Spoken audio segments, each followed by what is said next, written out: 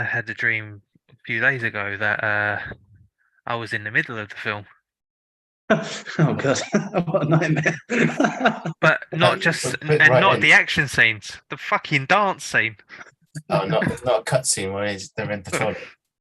I think it's hilarious that the thing that's had the biggest impact on you is the dance scenes. I thought that first dance scene was fucking amazing.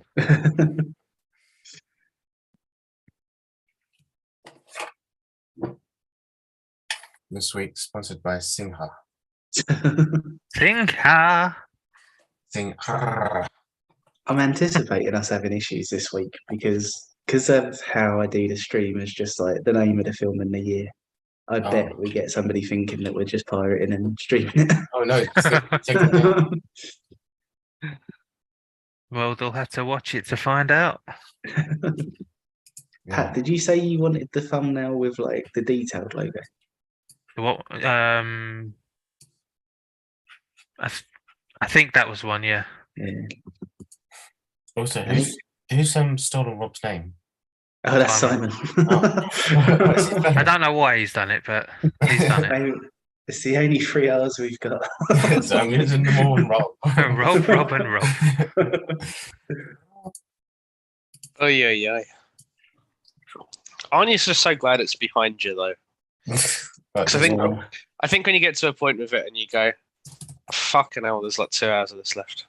Oh, yeah, that was a problem. At least for I me. must admit, like it did go quite quick for me. It was quick to the point where I was like exhausted. Like, I was, I don't know. I got to the bit where like Bean comes out of the cage with loads of like other animals and stuff, and I was just like, a lot's happened to get here. Yeah, what didn't happen? That's the easier answer. Oh, You know what I didn't have with that though?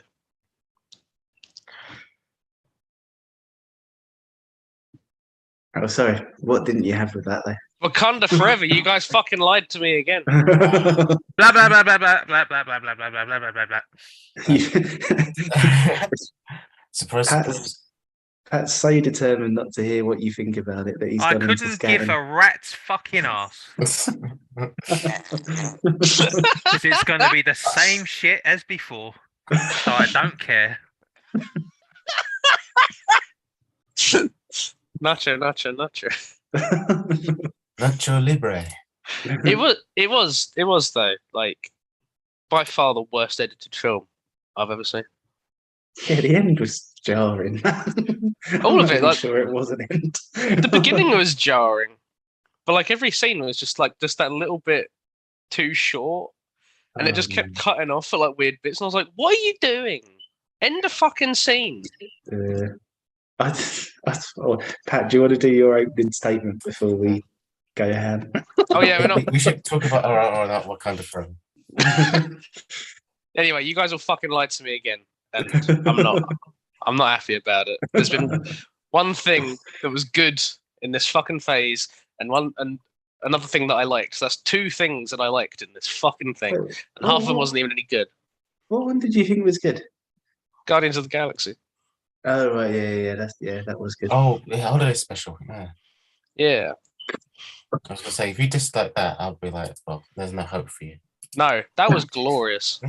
Everything else was fucking shit. On that note, while we wait for Emmanuel to finish the film in 40 minutes, Patrick, why did you do this to us? Are we not waiting for Emmanuel? We're not waiting till 11, no. Well, I mean, okay. I just realised that Dan ain't coming either. Yeah. Sure, I Simon. get Dan's scores tonight. Right. So, why did I pick this film? Well, I believe it was me who said. So I'd heard some good things about it from sort of YouTubers I watch, and some other people on across the internet. I was like, I'd like to give it a go. I saw it was on Netflix, and then thought maybe I'm gonna just change things up a bit and and pick a film I haven't seen before, and that's why I came to this. And I'm glad and not so glad that I've done it. I mean, for me personally, without taking anyone into consideration, I think it was a glorious film and the greatest pick ever. The greatest pick ever, bloody hell. Not even better than Con Air. I wouldn't go that far. I mean, I'd seen Con Air like a million times, so by the time I picked it, it was like, I love it, but you know, I'm not sure I'd go that far. well, you didn't pick it, so I don't care.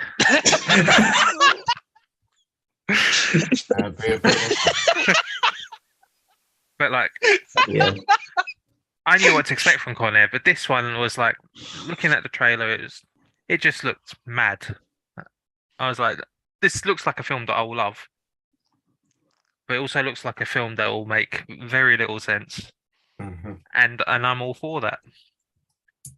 And it achieved everything that I hoped it would, from great action, great characters, an insanely brilliant dance scene, some Yeah, I songs agree that with that at least. some songs that get stuck in the haters' heads. Nacho. Yes, Oh, man. earworms. But I'm disappointed that nobody else found what I found in it. But that might be because I don't necessarily need a coherent story to enjoy something. I'll What take a that. ringing endorsement. And to be honest, I don't think it really needed it. You just had to just go in, leave your brain at the door, and just have a great time. You could just. That's a fair assessment. And the thing for me was like, oh, sorry, I thought you was finished. No, go on. I was just gonna say, I think the thing for me was like, I can totally see why people are having fun with it, but I just found it so overwhelming. Even the title cards at the start, like when it was like the story, the fiery, the water. There's a guy on YouTube that I watch. His name is Jeremy Johns. Oh. I quite like his stuff. But his take from it was in essence a story of friendship, and I thought about that, and I tend to agree with it. Like, the overarching story is a story of friendship, built as the centerpiece around crazy shit. The romance was throwaway. I know you have an issue with it. Whoops, sorry. It's true. The friendship was more interesting than the romance. But that's the thing, from the scene on the bridge to the rest of the film, like, it's mostly about their friendship and other crazy shit. Like, before they get to the friendship bit, you had the crazy scene where Beam is shouting in the face of a tiger, and I felt this gives me very much Dragon Ball Z vibes. Shouting up the nose of a tiger. That's the thing, though, because so before you picked it, I'd seen so many people raving about it, and like so many people talking about how it's like one of the best films of 2022, and how it's like such a technical achievement, and how it's full of like expensive looking CGI. And then I saw that scene, and I was like, these people aren't telling the truth.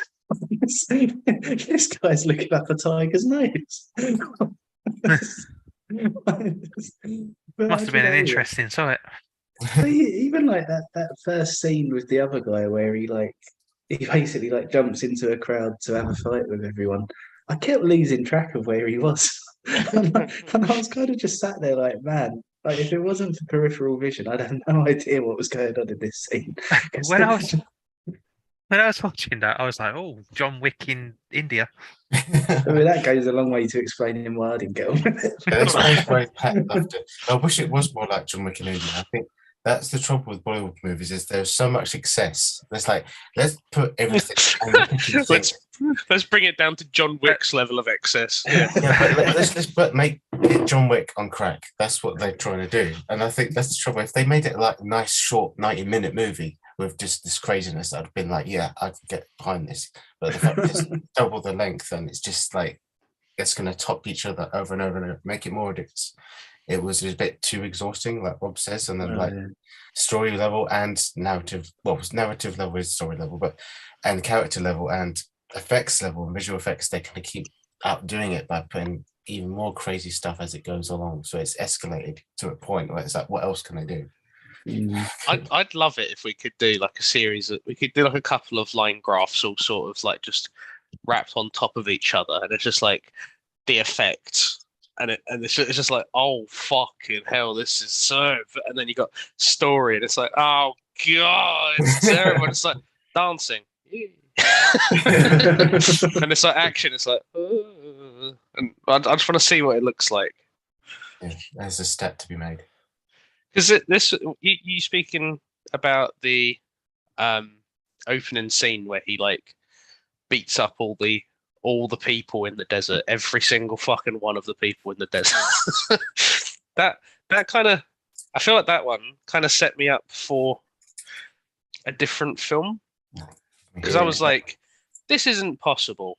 However, I feel like we're dealing with a heightened sense of reality here. He's gonna win, because the thing is, like, he's so determined and he's so efficient. He's gonna manage to actually do this. And I was like, okay, it's not completely possible, but I'll give it the benefit of the doubt. Let's go. And then by the end, we're not dealing with that. We're dealing with like Ray Stevenson's in a car. His car hits something and propels him into the air.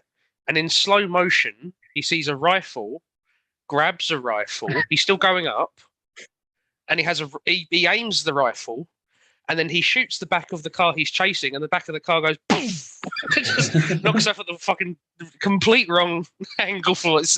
And I'm like, I I think I was dealing with something like at least like a little bit more, I don't want to say realistic, but less fucking insane.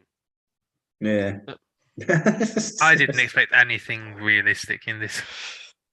No, but you know what I mean? Like, you know, he can fight like 30 guys at a time. And it's like, yeah, okay. But then physics, like, just the film doesn't like physics. It doesn't have an R in it. I mean, I don't think it's supposed to be one of them films, is it? Apparently not. I'm not sure what film it's meant to be. So it's like it just seems to have included anything that it possibly could. It's meant to be a Bollywood movie. I feel like the comparison here is with like Love Exposure. Oh, I don't know. Whereas it's this super long film that keeps like changing the status quo every like half hour or something, and it just gets crazier and crazier and crazier. And I want to watch this again. I didn't exactly want to watch that again. Well, I reverse Uno card you on that one, because like Okay, that Nacho. that was like nacho, because like that sort of consistently built toward stuff, whereas this just seemed to just sort of chuck something new in every half hour. Yeah. Not enough. But it's just like it's such a like I don't know when you actually like break it down and like look at the different elements of it, like even down to I keep forgetting the guy's name, but the one who's not Beam. Drama. Like the amount of times he goes between having a moustache and a beard, it's like I thought you were going to say the amount of times he's in like mortal peril and then not. Well, I mean that coincides with him having a moustache and a beard. But there were so many times where I was going like, should he have a beard now? It's just, yeah, I don't know. It's just all over the place. He's meant to be a child in this scene. Why has he got a beard? but no, oh yeah. When I was watching it, so I mean, like I said, when you first had that title card of like the story and like all of that, I was already going like, this is going somewhere I'm not sure I want to follow. but then that scene with the bridge where they first meet, it's just like, oh my god. That was possibly like the point where I realized something was wrong. Because he looks down into the crowd, like from the top of a fucking bridge. So he's looking across absolute fucking miles, and he sees this one guy in white, and he goes,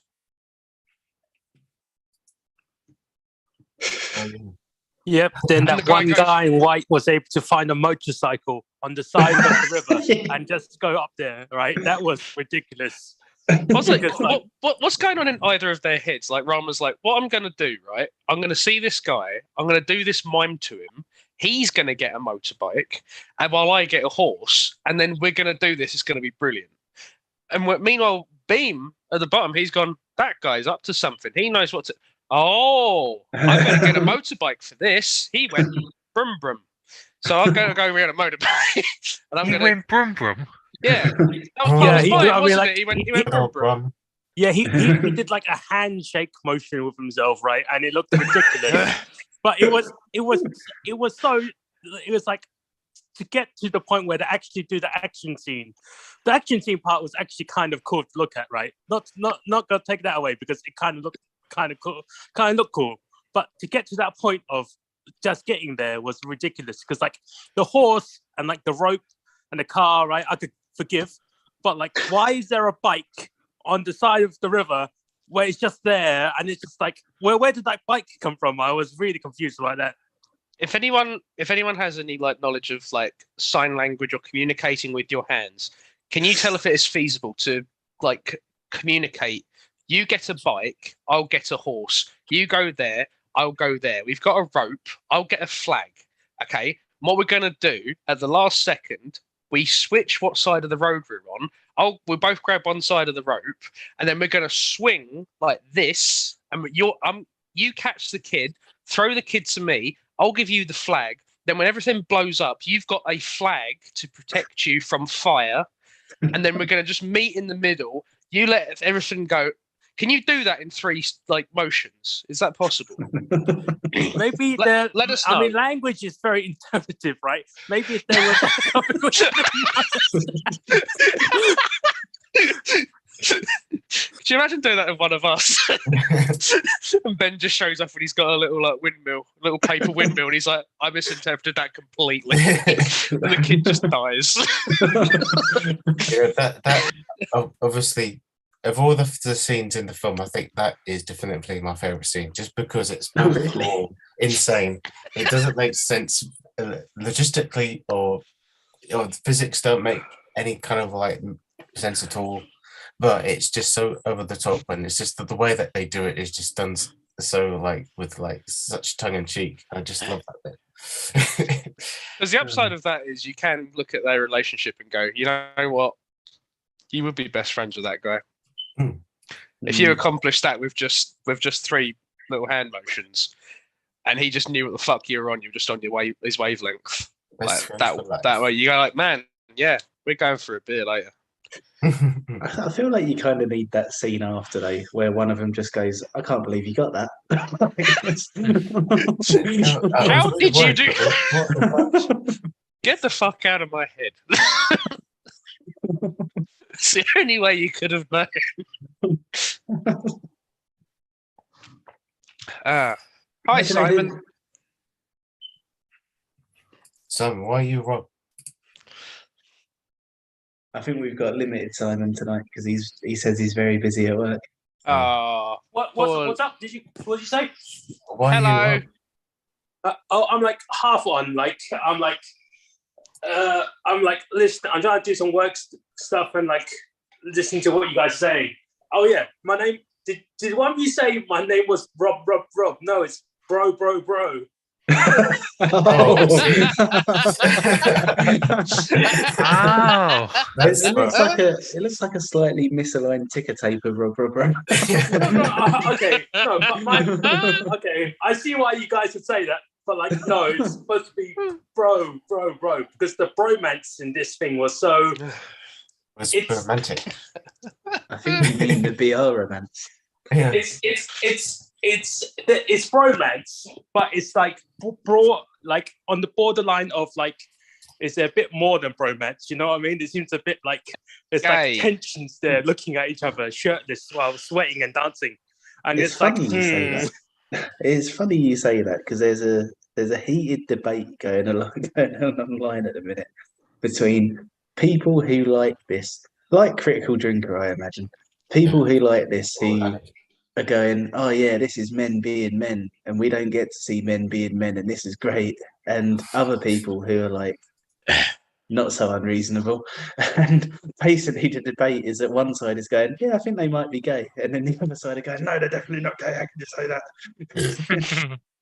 I mean, like it's the thing where like they both have like their own like. Well, no, Buttholes. wait, no. Ram has his wife, has his fiance, right? I'm not sure Oh, about no. Beam, Not Ram. but That's like, okay. I wish Uh, Ram didn't Ram. come after butthole in this conversation. Gay But- guys can have wives. That's okay. but the point is, like, it's kind of like you got the two main characters just like looking each other's eyes. You just need one to go, no homo. Oh yeah, no homo, no homo. That's about it. If they did that, everything would be all cleared up. But they don't say no homo. They just look each other's eyes and have that weird kind of beautiful race across like the side of the beach on a motorcycle and a horse. And I was like, I feel like there's connotations there. I'm not sure. If I was to ride a motorcycle across on the side of a beach and have like, I don't know, let's say John on a horse riding across the beach with me, it would look a bit, I don't know, it looked kind of gay. It's not a problem, right? If you ever But it's like, if you needed like little subtext for like the bottom and the top, oh, who's the yeah, submissive? Yeah, the full like that, right? who's the dom in this situation? It's the horse. It's the horse. Right? He's gonna ram him with his beam. Ooh. Sorry. Anyway, Oh man. You just killed the mood there, Alec. yeah, I mean, Anyway. I don't know. It's difficult not to with this film. When I was watching it with my mum, she was just sat there looking really confused. And I was like, are you okay? And she just went, yeah, there's not much to say about this. And then later on, so like we got to the scene where one's on the other's shoulders. And like the scene where like the guy on the shoulders like grabs onto a pole and then they like flip round and end up at the top of like a watchtower. My mum just turned to me and went, "This has got Pat written all over it."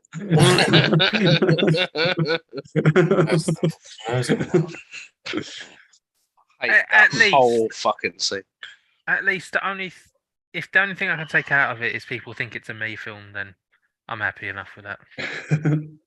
But that's the thing, though. Like the first time I watched it, I was kind of going like, I know I don't like this. Like yeah, I'm absolutely sure that I don't like it, but there is something magical about it, and like there is something about it that feels like a spectacle, and even like the title cards, I think like add something to that because it kind of reminded me of like sort of like WrestleMania back in the 90s, where like you'd have all of these kind of questionable graphics, but because they were like because it sort of came across as so self-assured, you kind of buy into it and you're like, yeah, no, this is great. And it's like, well, but no, it was the bit where it's sort of the first time that you hear multiple British people talk to one another. Oh, That was where I started to go like, no, this ain't fooling me. I was quite excited with knowing that Ray Stevenson was going to be in it. Hmm. Because I was like, oh, I haven't seen him in anything. Like the most recent thing I've seen him in is like a Thor film, and I'm like, oh, please, do something else, mate. Get out of the MCU. My, And then he comes in with the lady from the Last Crusade. That's her, Hmm. his wife. Yeah, I didn't realize. Oh, I didn't realize that. Yeah. Sorry, I Pat. need to check. as soon as I saw him in it, I was like, oh, this might end up being pushed into a B movie category because that seems to be what he does most of the time. Ah, It's most I definitely like a him. film. I really like Ray Stevenson. Like, but he doesn't, for the most part, he doesn't play that many parts in many great films or good films. Yeah. But he proved me wrong in this one. no, he proved you right in this one. As soon as I don't know if it's because I really hate the English accent on film, but just hearing him go like, oh, this chit of a girl. And I was like, and he's like, That's a really bad attempt. don't waste your bullet on this brown rubbish. And I was like, I don't know. I think we could have done a take 2. But like, if you attempt to do John's accent and then you laugh with it. Yeah, there you go. Oh yes. But yeah, I did like that. I think the fact it's been like dubbed like 3 separate times as well before it got to me, and I was like, okay. But then they have that little exchange at the beginning where the lady from the Last Crusade gives her the coins, and she looks at her mate, and her mate goes, "She's paying you for the song in gratitude," and she goes, "Okay, seems fair. Thanks for that." And then they just take her daughter, and then she just looks back at her mate, and her mate goes, "No, I misunderstood. They weren't paying for the song at all. They were paying for your daughter." She's like, "Ugh." Thank you for that. That was really good. This film has, as much as I love this film, it's got to be a parody of something. I don't think it is, man. I mean, because yeah. this is why I marked it down on Puarpus, because it's like it is most definitely it's most definitely a B movie, but it's the most expensive Indian movie of all time. Yeah, but they, from what I've seen of Indian cinema in general, like one of the guys at work, I spoke to him about it, and I was like, "Oh, I just watched the newest, well, one of the newest Indian movies on Netflix that's getting a lot of buzz." Oh, RRR. Yeah. And he had to look into it, and he was like, I generally hate Indian movies because it's full of just people catching planes in midair and ridiculous stuff. He generally watches Punjabi films more than Hindi films, even though this is only really Hindi dubbed. Mhm. But like he's basically most films that he's seen are just like really ridiculous out there. And from the Indian films that I have seen in the past, they are pretty out there. So I don't like when people say Indian movies are like a genre, but it does sort of play up to that.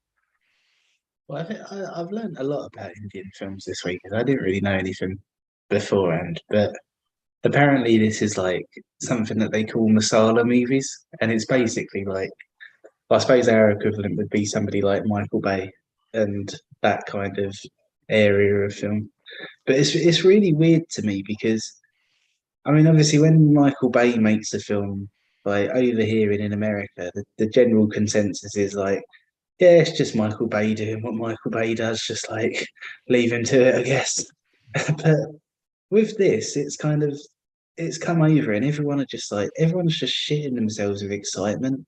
And there's so many people saying things like, "Oh, this is what American films should be like," and all of that kind of stuff. And I don't get it. I don't, like all of the criticisms I have about American action films, where it's like hard to follow the action, and the action doesn't make sense, and it's not consistent with anything else that the character does, and things like that. Wakanda forever.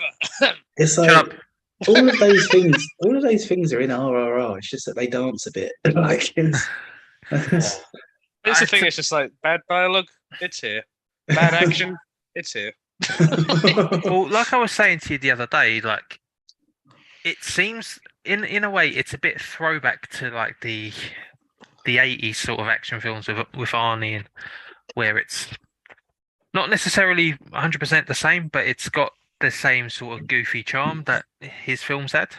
Yeah, it has that like I said, tongue-in-cheekness and not taking itself seriously, and just being stupid and off the wall, kind of like balls to the wall. Yeah, but like where we've had the last 20-25 years full of superhero films, which have sort of phased out the old summer classic action films, which let's be fair, like without Alec chiming in about his hate of MCU these days, like we've all enjoyed like the Marvel and DC stuff over time. If you ignore But everyone who I'd hasn't, s- we've all enjoyed it. Well, actually, Alec, I guess the question is now: did you prefer this over Wakanda Forever? Yeah. Yes. Okay, then I that's felt the like a point. human being Then in this. I guess that's the kind of the point, right?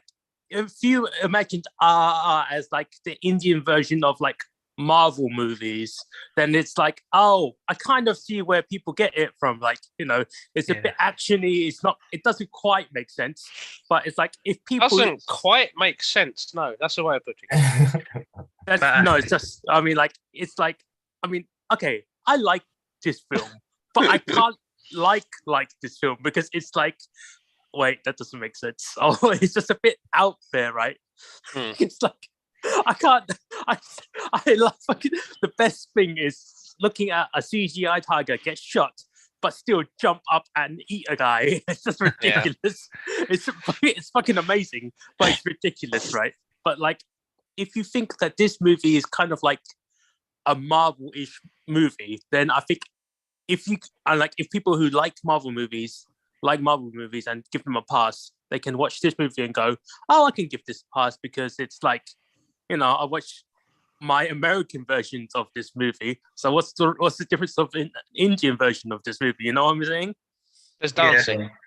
I mean, like, I think anyone that's sort of familiar with like American 80s action films, like they've probably been waiting ages for it to make a return in some respect. Like even when Arnie came back active as a performer, they probably thought, we might get some of that back.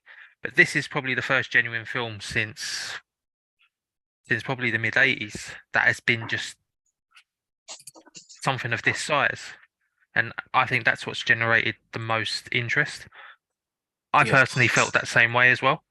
It felt like I was watching what was that? True Lies. True Lies is like a bit out there, but a hell of a lot of fun, and I feel like Balls to the wall.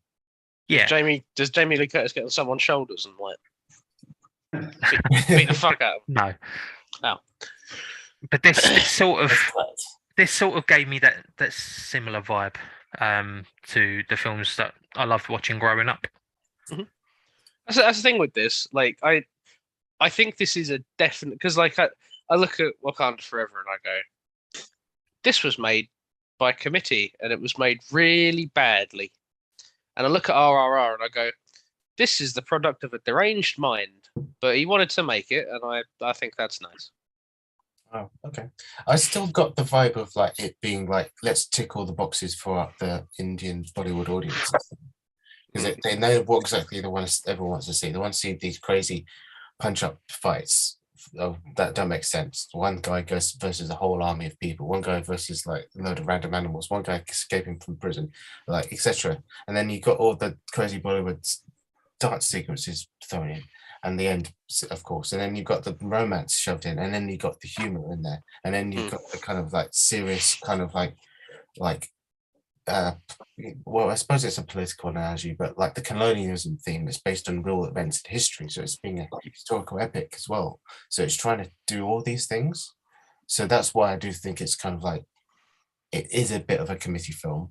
However, but it's like you said before, it's kind of like The Fall as well. It's kind of like let's put all these crazy ideas in it together, even if they don't make any sense. Let's just go with it, and let's just hope like how it looks will carry it to the finish line in a sense. But it's a bit more like enjoyable than The Fall, I suppose you could say. A bit, yeah. Yeah, but it's I know what you're trying to say. It's like there's one guy's idea of like let's just try and make this insane, and he has succeeded. Yeah, I don't think you can get this without caring about it. Like, this doesn't strike me as a lazy film like Wakanda Forever. This strikes me as a I don't think effort has been spared. Maybe some corners have been cut in terms of like writing it, but I don't think effort has been spared anywhere else. which is not the case in Wakanda Forever. Give it up! Fuck's sake!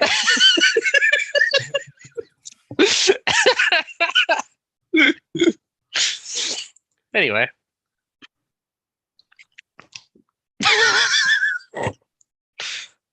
Rama's the best fucking character though. What a guy.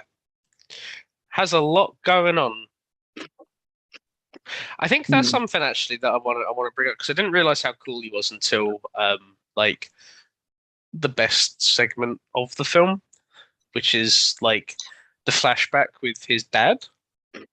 When he's like, also the dad's a fucking great actor. Like he's doing some really good stuff. He was the only guy who actually made me nearly have like an emotional response in that. But just that whole scene where he's holding off the British, and like those damn fucking British. Those I do want to say I did enjoy the Indian interpretation of British swearing. Just when he's like, "There's this guy and he's coming to." He's going to infiltrate the city, and then the guy's like, "Yes, we shall apprehend this bugger." It's like, that's more of a. You don't use it like that. But that's more of a high class swear word, though. Is it? Yeah, that I've heard upper class people use it before. I've heard it on the train. Yeah, where upper class people are. Yeah, it's on the Piccadilly line. No, from what I know, like upper class people don't like swearing, so they find like swearing substitutes, and bugger is one.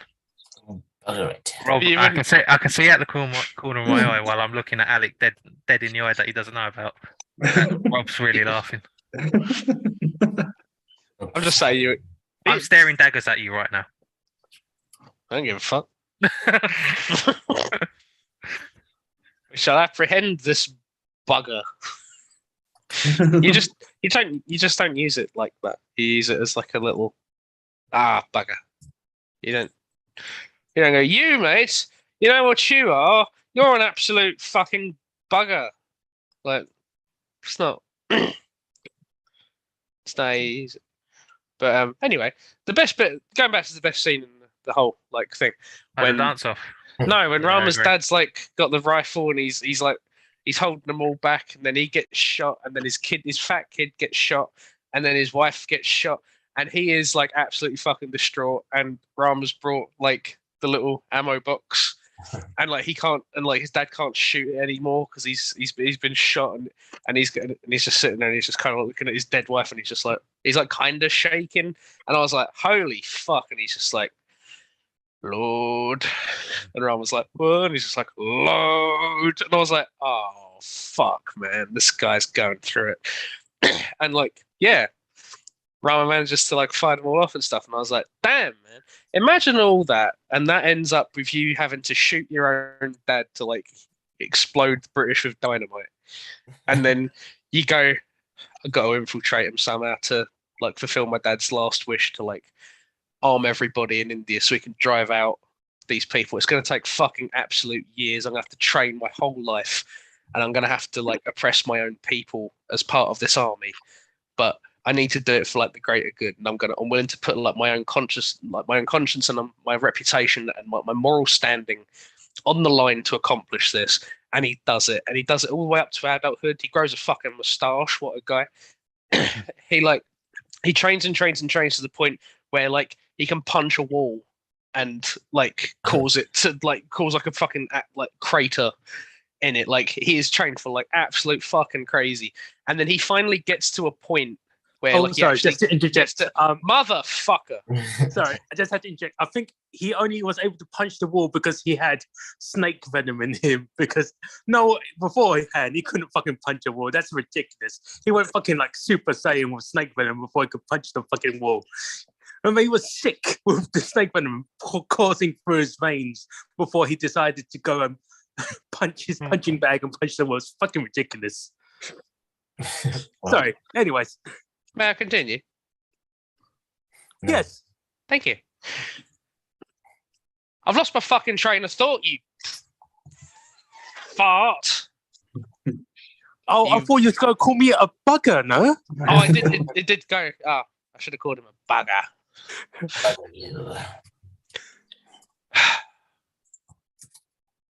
Mate.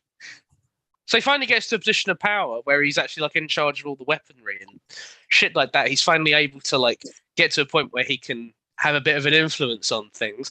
And then the mate that he's found, who somehow interpreted all his brain waves and that from miles and miles away to save a kid, somehow, he's in fucking trouble and he's got to fucking whip him.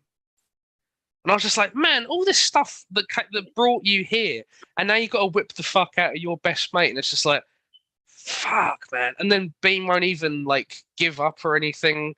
He's got like the little spiky whip, and he's hitting him with it, and he's just like, can you just fucking go down so I can stop doing this? And Beam's like, nope, fuck you. And he's like, please. And then he realizes that was enough to like inspire everyone else anyway, and like they don't necessarily need arming to like rebel or anything like that. But I was just like, man, there's got to be so much stuff going through your head with all this. Like, what a fucking great character you are to be built up to this level.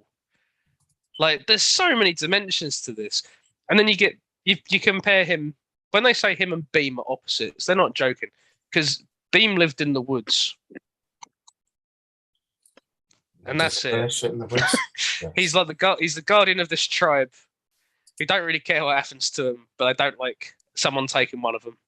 And if someone takes someone from the tribe, Beam will go and get them. And that's kind of it. And I was just like, why have you got like a Bible for Rama, but for Beam you've got a post-it note? Yeah, even if you look at like his defining scene where like he gets chased by a wolf and then the wolf gets intercepted by a tiger and he gets chased by the tiger, like that bit where he's pulling the two kind of hooks together and then the whole thing breaks. That's kind of like the biggest difficulty he faces. That's the biggest difficulty he faces that isn't a white woman. Because for some reason that white woman is his kryptonite. And even then, she's very accommodating of him. Yeah. Like, he can't say a word to her. And she's still like, yeah, come back to mine. Come back to mine for coffee. We're going to hang out. I'm going to talk at you. You're going to go like that to me. Be fucking brilliant. Roller coaster, mate. Yeah. Yeah. And it's just, that relationship went as well as it possibly could, considering the language barrier and how much Beam was willing to put into it as well. Because basically all he put into it was going, yeah. so I don't know if you've ever been in a conversation with someone who doesn't understand what the fuck you're saying, and you can't understand what the fuck they're saying, but you want to get out of there really fucking quick. You don't want a prolonged situation with that. You definitely don't want to reinstigate several more instances of you hanging out with them. Can't wait to just don't know, Oh my make noises God. at each other. Emmanuel's scores are ridiculous already. Oh, he's scoring it. Right Yeah, now. he's scoring it. They already don't make any sense to me. Oh, hold on. Here we go. Oh, fuck. Oh, Let's see Alec's this. not going to be pleased. Wow. Pat's going to be over the moon with this. Right, Emmanuel's in fucking trouble. Pat, I think you found your new best friend now. I'm no longer upset about what he thinks of blowout. Oh, no. What a turn of events this is. What? Okay. Wait, but the thing is though,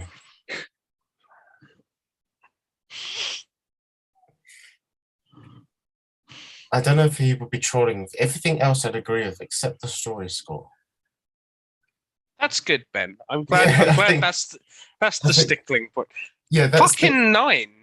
Even the 9 for production, though, I feel like that's over-egging it by quite some way. Yeah, like most enjoyment impact, yes, but story. So I feel like I feel like your 3 for production's quite harsh. But no, a 9. 9 for production is a bit high. Yeah, Even Pat didn't give it a 9 for production. that like the CGI and shit was a bit too. It was awful. Yeah, like I did enjoy the little disclaimer though. Just like no animals were harmed in the making of this, and I was under no impression there was a real animal on set at any point. Yeah. Oh no, Do you they know- were like the horse was definitely real. Like they did Some of CGI them. the horse. Obviously, the horse was supposed to be real, but like I don't know, it felt. Emmanuel, a fucking 9.3. Jesus Christ. Yeah. You're in fucking trouble, mate. Do you know what? If Well- that's Emmanuel's 10 for enjoyment, I'm happy to continually receive threes and fours. Oh no! If I mean, how much you enjoyed this film is really up to you, right? But like, Oh the yeah, production, definitely. Yeah, I'm just but- reassured by it. but like the production for it, it's like I can't agree. There's certain parts that are a bit naff, and the story was like a bit more naff. Let's say I got the story like had a structure there, but I feel like it just like there were plot points on it, and it's just like certain things are just a bit. I don't know. You're it in could've- fucking trouble, mister. it's- What the fuck is that? Emmanuel's the man. I don't know. I'm skeptical of everything you've ever watched. A fucking 10 for story. It's Go flawless. to your room. I'll live it. Amazing pick. Oh, Amazing. Oh, dear. This, Red oh, fucking card. this is so good. You don't get it. Wait. Certainly, I don't get it. No, certainly we I don't. don't understand any of this. The phrase. references. The Okay. references. Beam is the. I'm sure you probably already talked about it anyway, but Beam is the Monkey King. Oh, Oh, fuck's there we sake. go. Hanuman. That's what it is. Hanuman, who helped his friend Rama, another god bow and arrow guy, get back to his wife Sita, who was taken by the messed up blah blah blah. Point General is, Scott.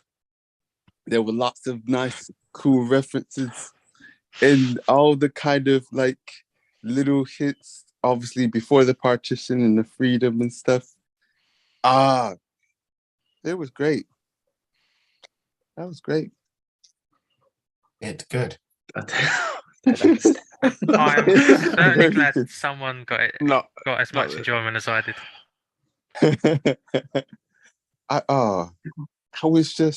That was a fun journey. That was just like from beginning to end. All of it. Like when I sat down watching it, like when it said like 3 hours, I was like, well, I better spare some time in the afternoon for it. Same. When And it said but 3 hours, I thought I better have 3 hours. Well, I knew I wasn't going to be able to. If I hadn't watched it last Sunday, I wouldn't have watched it because I'm working most of the week. So, but it did not feel like a 3 hour film. Like when it was over, I thought it only like an hour and a half, maybe 2 hours had passed. Like I had so much fun watching it that time didn't seem like it was going Yeah. that slow. Emmanuel, I've never seen you so happy after a film. Like Beaming. they did all the arcs, all the stories, looped it. It's not like it wasn't predictable, but that's not the point. It was just like it's enjoying seeing it all unfold and how it would unfold. And then I didn't expect Sita to actually end up meeting up with them. And it's just like, yep. And they're just like, my brother. And then he comes back. I feel like I'm in an alternate universe. Oh man, I say this is like peak action Bollywood. Peak body. This is, well, it's not Bollywood, it's Tollywood. Sorry. I thought Rob was going to correct you for a minute. I said you're in trouble, didn't I? But this is peak, just action Indian cinema. Just yeah. This is great. Just every film we've ever done, it's like, what's Emmanuel's enjoyment score gonna be? And it's like, it's a 3 if you're fucking lucky, mate. And you better cherish that 3. Cherish that 3. I give the 3 out fucking difficult. But then it's just like, here's RRR. Just like, brilliant. A tour de force. 10s all round. So I found something on Twitter during the week, right?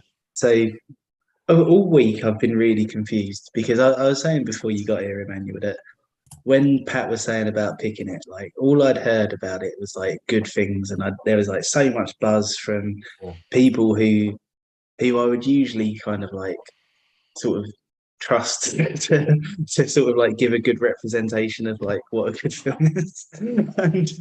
And when I started watching it, I was like, I don't get what anyone's getting from this. This is awful. And so I started looking on Twitter, and I found a tweet from Edgar Wright saying about how much fun he'd had watching it.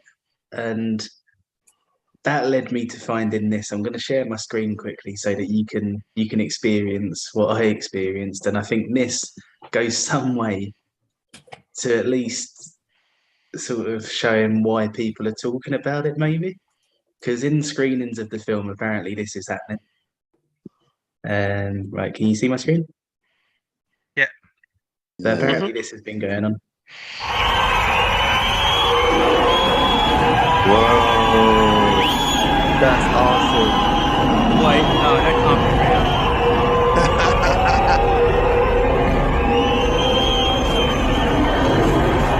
Wait, no, that can't be real. I see a load of piracy there. Everyone's got their phones out. No. That's got to be fake because like That's amazing. Those are explosives. That's gunpowder, man. That's actually dangerous. They're just hand You've not been fireworks. to a wrestling show then? Yeah. Yeah, but Emmanuel, like people was gonna go, yeah, hand fireworks next to be hand guns. It's like Jesus Christ, you can't have that. That's too dangerous. Oh, Guaranteed that, not in America then. So that there's was so good. Oh, I could imagine being in the cinema and yelling like, yeah. There was three things I took from that. The first was all of these people that are coming home and saying, "Oh, this is the best experience I've ever had in a cinema," aren't talking about the film. The second thing I took from it was that all of these reviews that are saying things like, "Oh, it had such expensive looking CGI," were probably sitting somewhere where they didn't realise that the fireworks were in the same room as them. Yeah, they I can't CGI'd the fireworks at one point as well. I did notice some CGI fireworks. And I can't remember the third thing that I was going to say, but the important thing is I don't understand how people are watching this and going, yeah, the CGI is great. Like, it's like, what? Like, this is some of the worst CGI I've ever seen. What do you mean? It's like perfect PlayStation 4 CGI. I thought I was playing. I thought I was playing exactly. God of War. I thought I was like, oh yeah, it's got the chains out and shit, everything. Yeah, I'm playing God of War right now. It's fucking perfect. It made me think of Roger Rabbit. I was like, yeah, it's humans interacting with cartoons. It's really good. And it's not even just that the CGI is ropey itself. It's like it's the direction of it, and it's the actual filming of the scenes where somebody's supposed to be interacting with an animal. So the one of the worst ones is the bit where Beam is like he comes face to face with a tiger. Because I can see how somebody would write that line and go, yeah, that's badass. Like Beam's going to come face to face with a tiger. Except when he actually does, the tiger's face is so much bigger than his that he's literally just staring up its nose. And it's like, how have you kept that in? Like, You see, he just sees a giant, like, just, I don't know, cosmic horror coming out of one nostril and he's going, ah! Channeling So thing. dramatic. He's such a small human, and it's such a big beast. But the He monkey was- king still conquers it. He was turning into a super Indian. Yes, They're Super Super Saiyan. Soldier, as Camilla said. I don't think that's any excuse for staring up a tiger's nose, personally. I Can mean, say though, it now that we talk about it, it seems quite interesting, but I don't think I'd be brave enough to be that close to a tiger to look up its nose. Yeah. Well, yeah, no, I mean, Yeah. like, I'm not saying that any of us would do it, but if we did, what I'm saying is that we wouldn't be able to look it in the eye like the film wants us to think he is. yeah, I gotta say, I would be curious to watch this in a cinema, like just to see if like I get wrapped up in like the atmosphere of it. Because like I I'd feel love like to. I feel like I was watching it and going like I would be laughing if I was watching this with someone, but because I'm not with someone, I'm just kind of I don't know. It's like a social thing, you know? Because like I laughed a couple of points because like that obviously that line delivery is like, oh no, I was mistaken. He wasn't paying for your daughter's song. He was paying for your daughter herself. And she's like, I was like, oh come on, man. I laughed at that, but I was just like, I don't feel like I can laugh at the ridiculousness of this if I don't have someone to laugh with. If that makes sense. Mm. Yeah. But yeah, I'm curious to see this. But at the same time, when I watched this, I was like, this. I was on Rob's side of this because I was watching it and I was going like, this is dog shit. This is such a crap film. and I just watched it. But then like throughout the week, I've just gone, come on, Bibo, come on, Bibo, and I was just like, it's got in my fucking head. I can't stop listening to it. I can't stop thinking about it. And I'm just like, what should I put on while I'm doing some work today? And I'm like, come on, Bibo, come on, Bibo. I'm like, yeah, that's a fucking banger. And like, it's just, and I look back on it now and I'm like, I think I'd like it. I think I like it. It's so shit, but I really like it. Yeah, I had the opposite because Complicated feelings. the first time I was watching it, I was like, "This is most definitely a shit film." Like I've got no illusions that it's an awful film, but there is something magical about it, and there is something that feels like an event almost. And I was going like, "Yeah, I can get along with this." And then the second time I watched it, that just dissipated entirely, and and all I was getting was, "This is really annoying now." I think the other thing about it as well is kind of like part of the reason I think I like Miss Marvel the way I did. We was talking about Oh, for fuck's sake. Alec, let him talk. So Nacho. oh man. But like Miss Marvel goes a big key point in Miss Marvel is the partition and talking about the partition and events after that. And obviously you don't really get that much in mainstream media. And obviously this is talking about the liberation before the partition happened, like actually getting to that point. And yeah, you see some figures being like represented at the end and like references to them, like who gave them the freedom and stuff. But I also find it so funny the way they're poking fun at obviously what happened to them, like the racism and all the messed up stuff that was happening to them, and poking fun in this movie. It's like, yeah, the actions are bad and this is bad, but it's on purpose to take the piss out of them because of how, like, what happened to them. And it's also using the culture or hints to like the culture and mythology personified through these characters in a heroic type story while having a whole lot of fun with it. And it's like, it's not trying to be serious. It's just having a lot of fun with a subject that's not, it's really heavy. It's not good. It's not nice. But the way they handle it, the way they do it, and even the way they kind of do the kind of like classic Indian cinema, like musical numbers and weave it in to even heighten some of the emotion. The part where he wouldn't kneel. And it's just like, Yeah. I like what they're doing.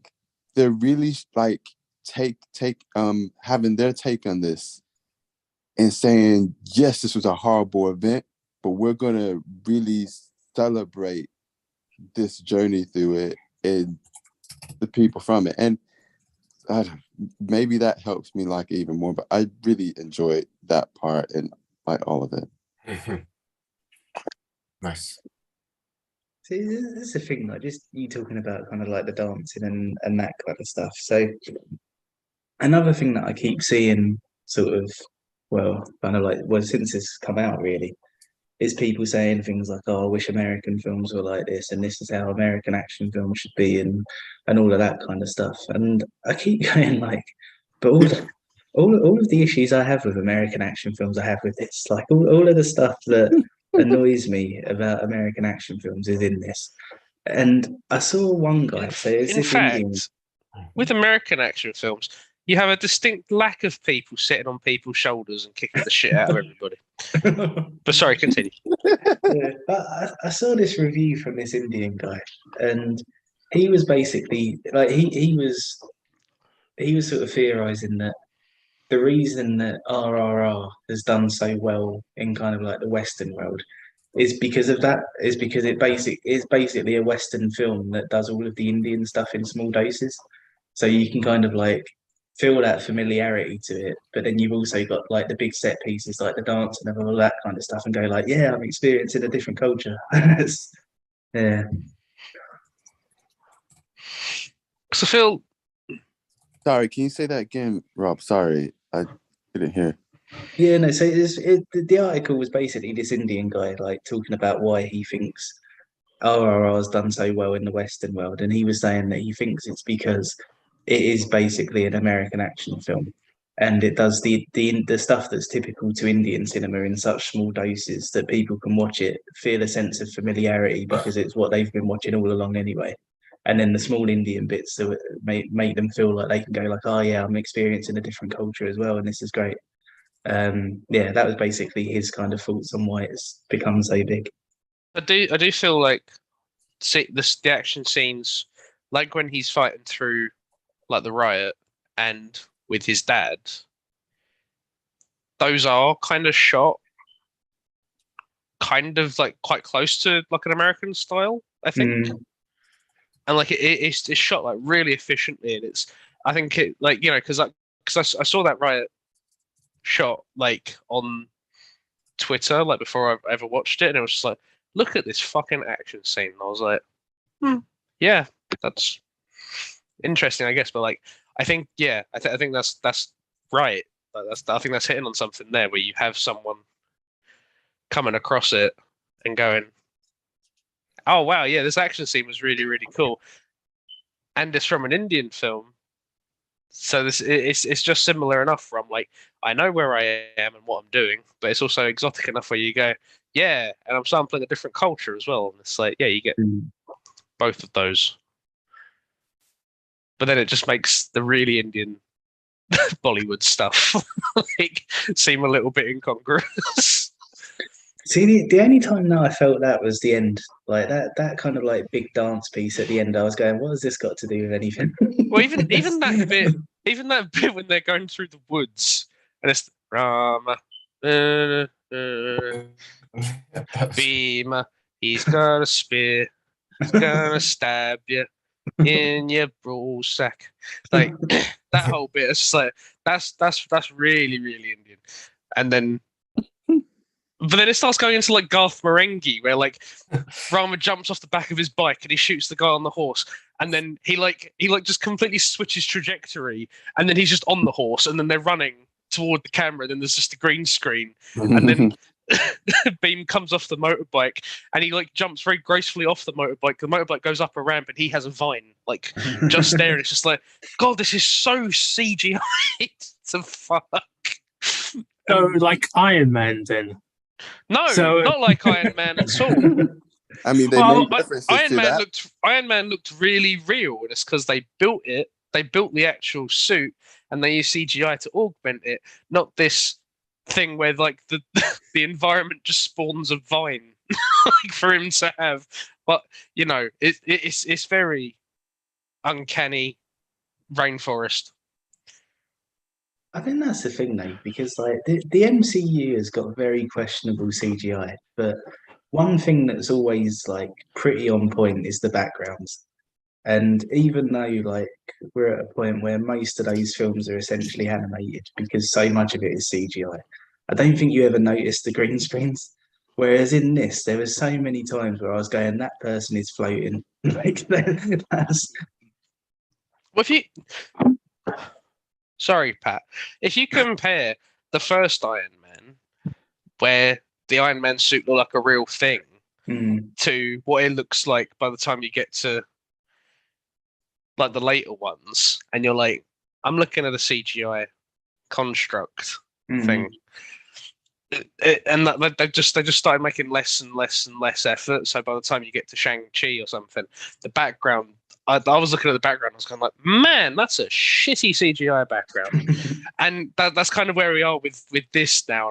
And I'm like, the animals look like crap. The background looks like crap. There's a little bit when Beam has to climb up.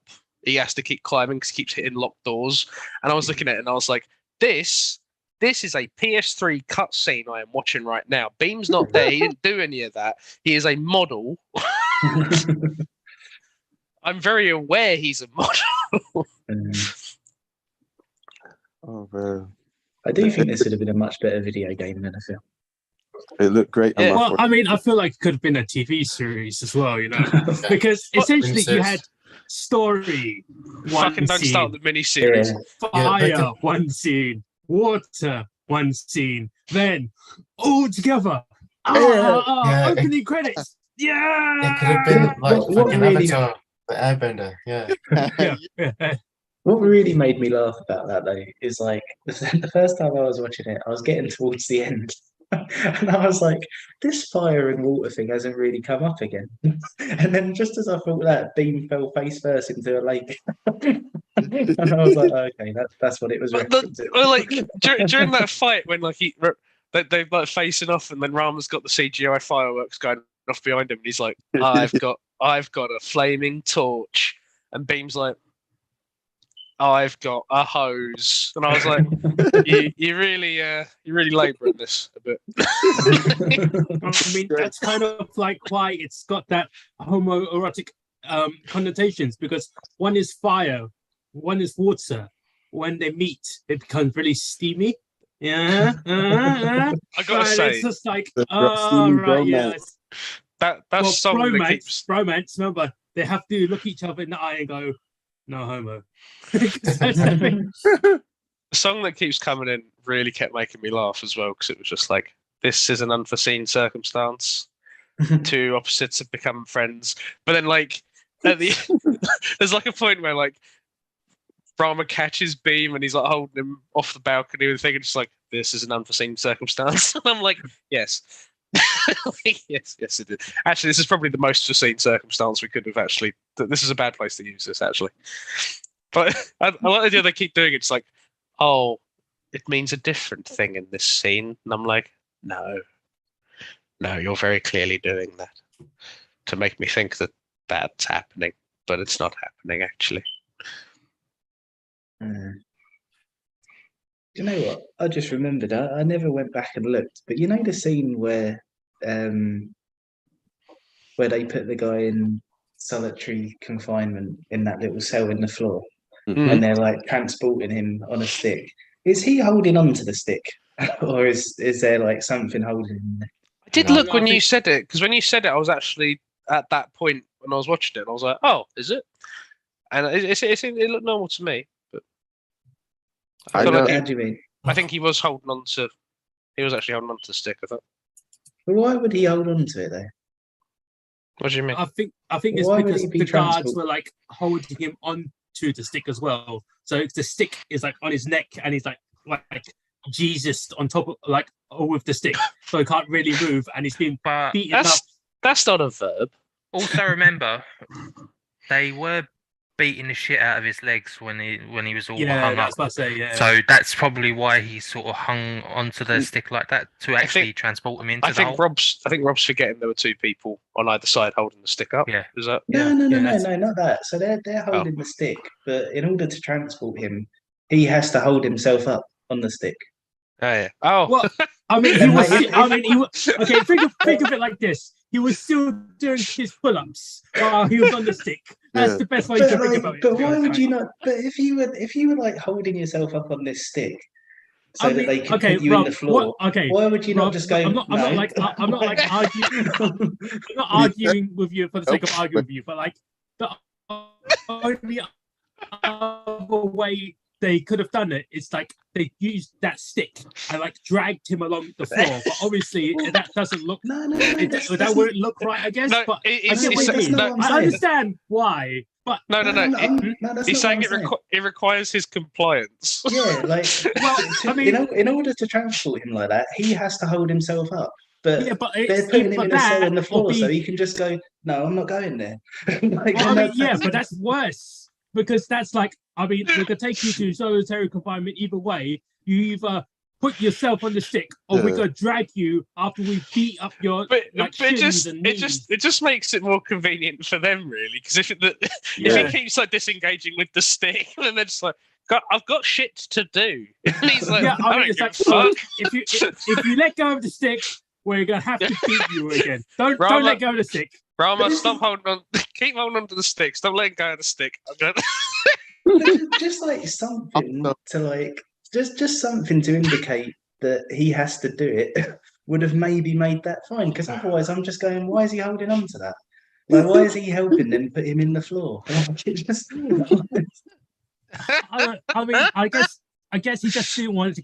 He's just like, do I don't want to get beat up again on my knees? My knees kind of hurt already. I'll just fuck it, you know, just either way. And that's the only reason. It's for convenience sake for both. It's like, look, we don't want to beat your knees again but this because is we another don't thing, though, right? expect It's- you it's to go so- on it's- top of your friends and like it's riding so- like a horse while holding two guns. Well, I mean, like we don't expect that to happen. But you know, just in case, just get inside the fucking solitary confinement. Just hold the stick. It's one of those things that it just makes you ask questions that you don't need to, because all they had to do was tie his arms, and I never would have been sitting here thinking, why is he helping them?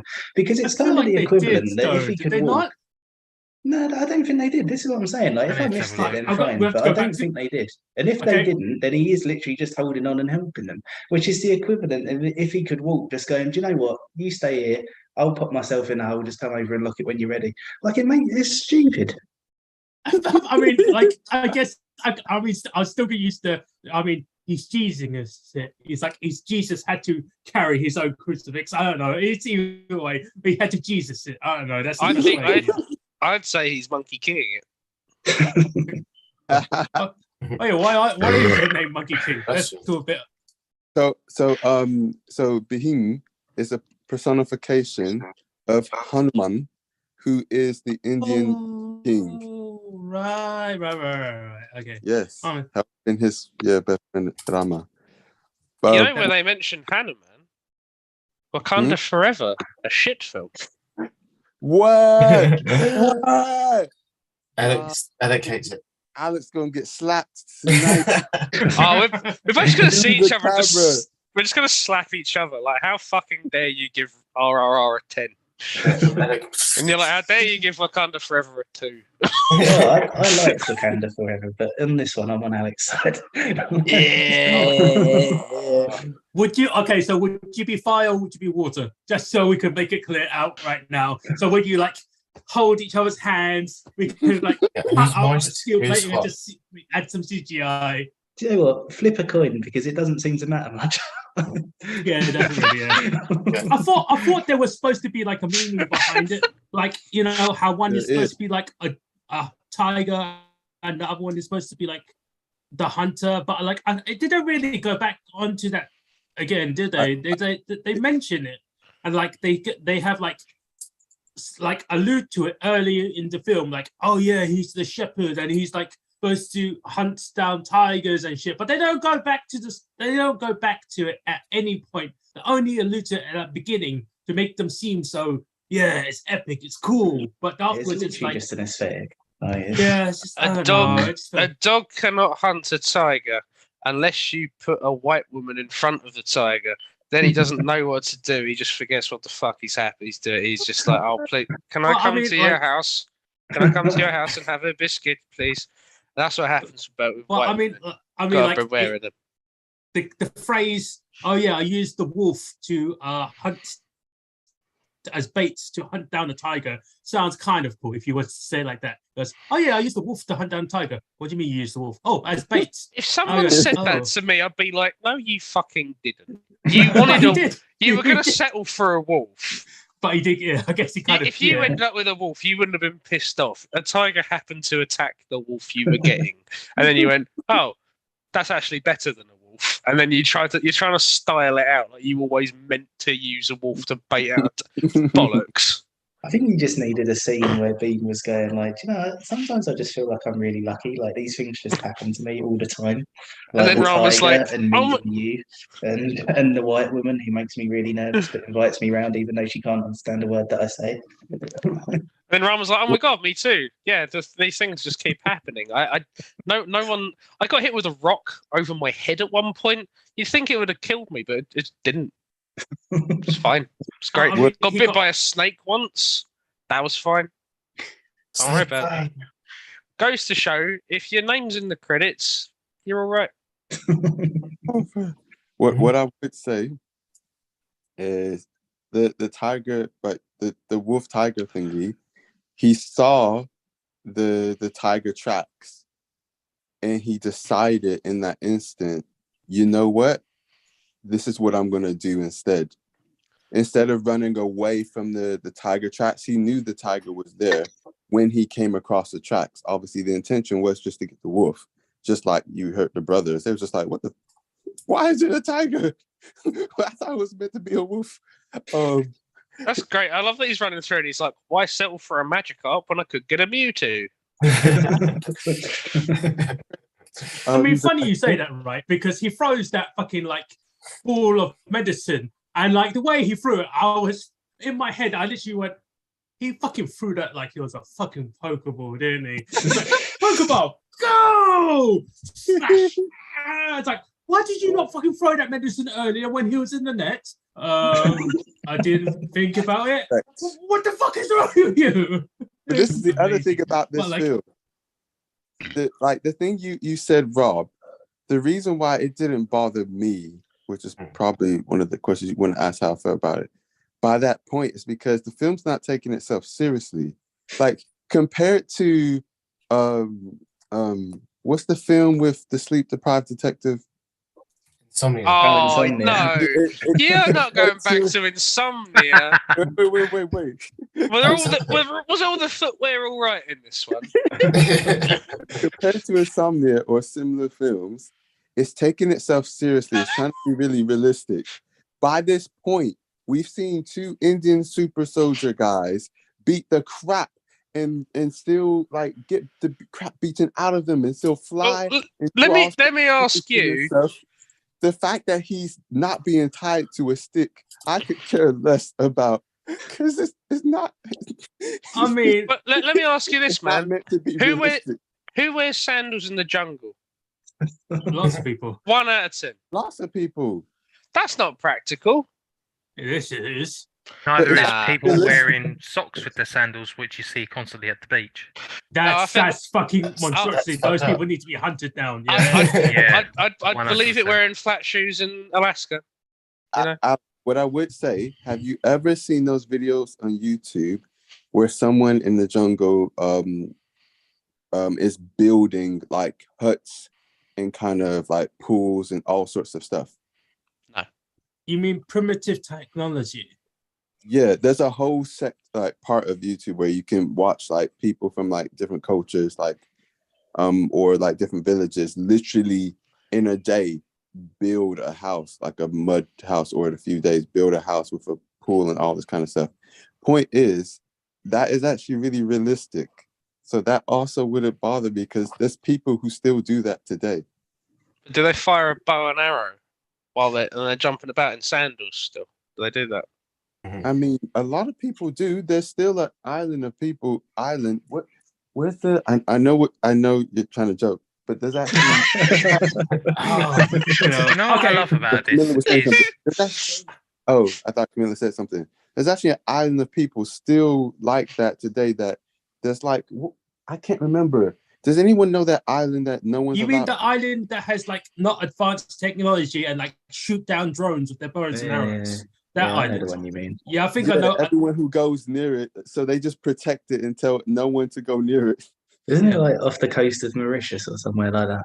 Something, yeah. Wasn't that the one where like a guy who was like, I'm gonna convert these guys to Christianity, and everyone went, no, Yes. don't And he do got- that. I'm gonna go anyway. And Yeah. like he's dead and he's disappeared. It's like, well, no, he didn't Oh, no, he just disappear. He's died. dead. He's dead. We don't know what happened to his corpse. He's just dead, right? Yeah. Confirmed. He got that story. The people that this is going way off the topic, but the story is so funny. If you ever watch it on YouTube, like so many people kept telling him, dude, do not do this. Are you crazy? You're just gonna die. Like this is no point. But he's like, look, please. And he's like, I'm gonna pay you so much money. He's like, I don't want your money. He's like, I'm gonna pay you so much money. And then in the end, he takes him off there. As soon as he dies, the guy just runs. He books it. Leaves his dead body there. He's like, I'm not part of this. They did, as a context for that, they did afterwards, the nation that's nearby there did try to establish friendly relations, and they were giving them gifts and food, and they thought they were, things were getting better. But then eventually they were trying to get closer. So they was getting on the island. And then there was this one kid who was just like he had like a weapon in his hand, like, and did it to his throat, like he was going to kill him. And the people were like, we want to kill you. He's just like, okay, let's just leave. And then that was the last contact they ever tried to make. And that was that in the 80s or 60s? Something like that. Anyway, great story.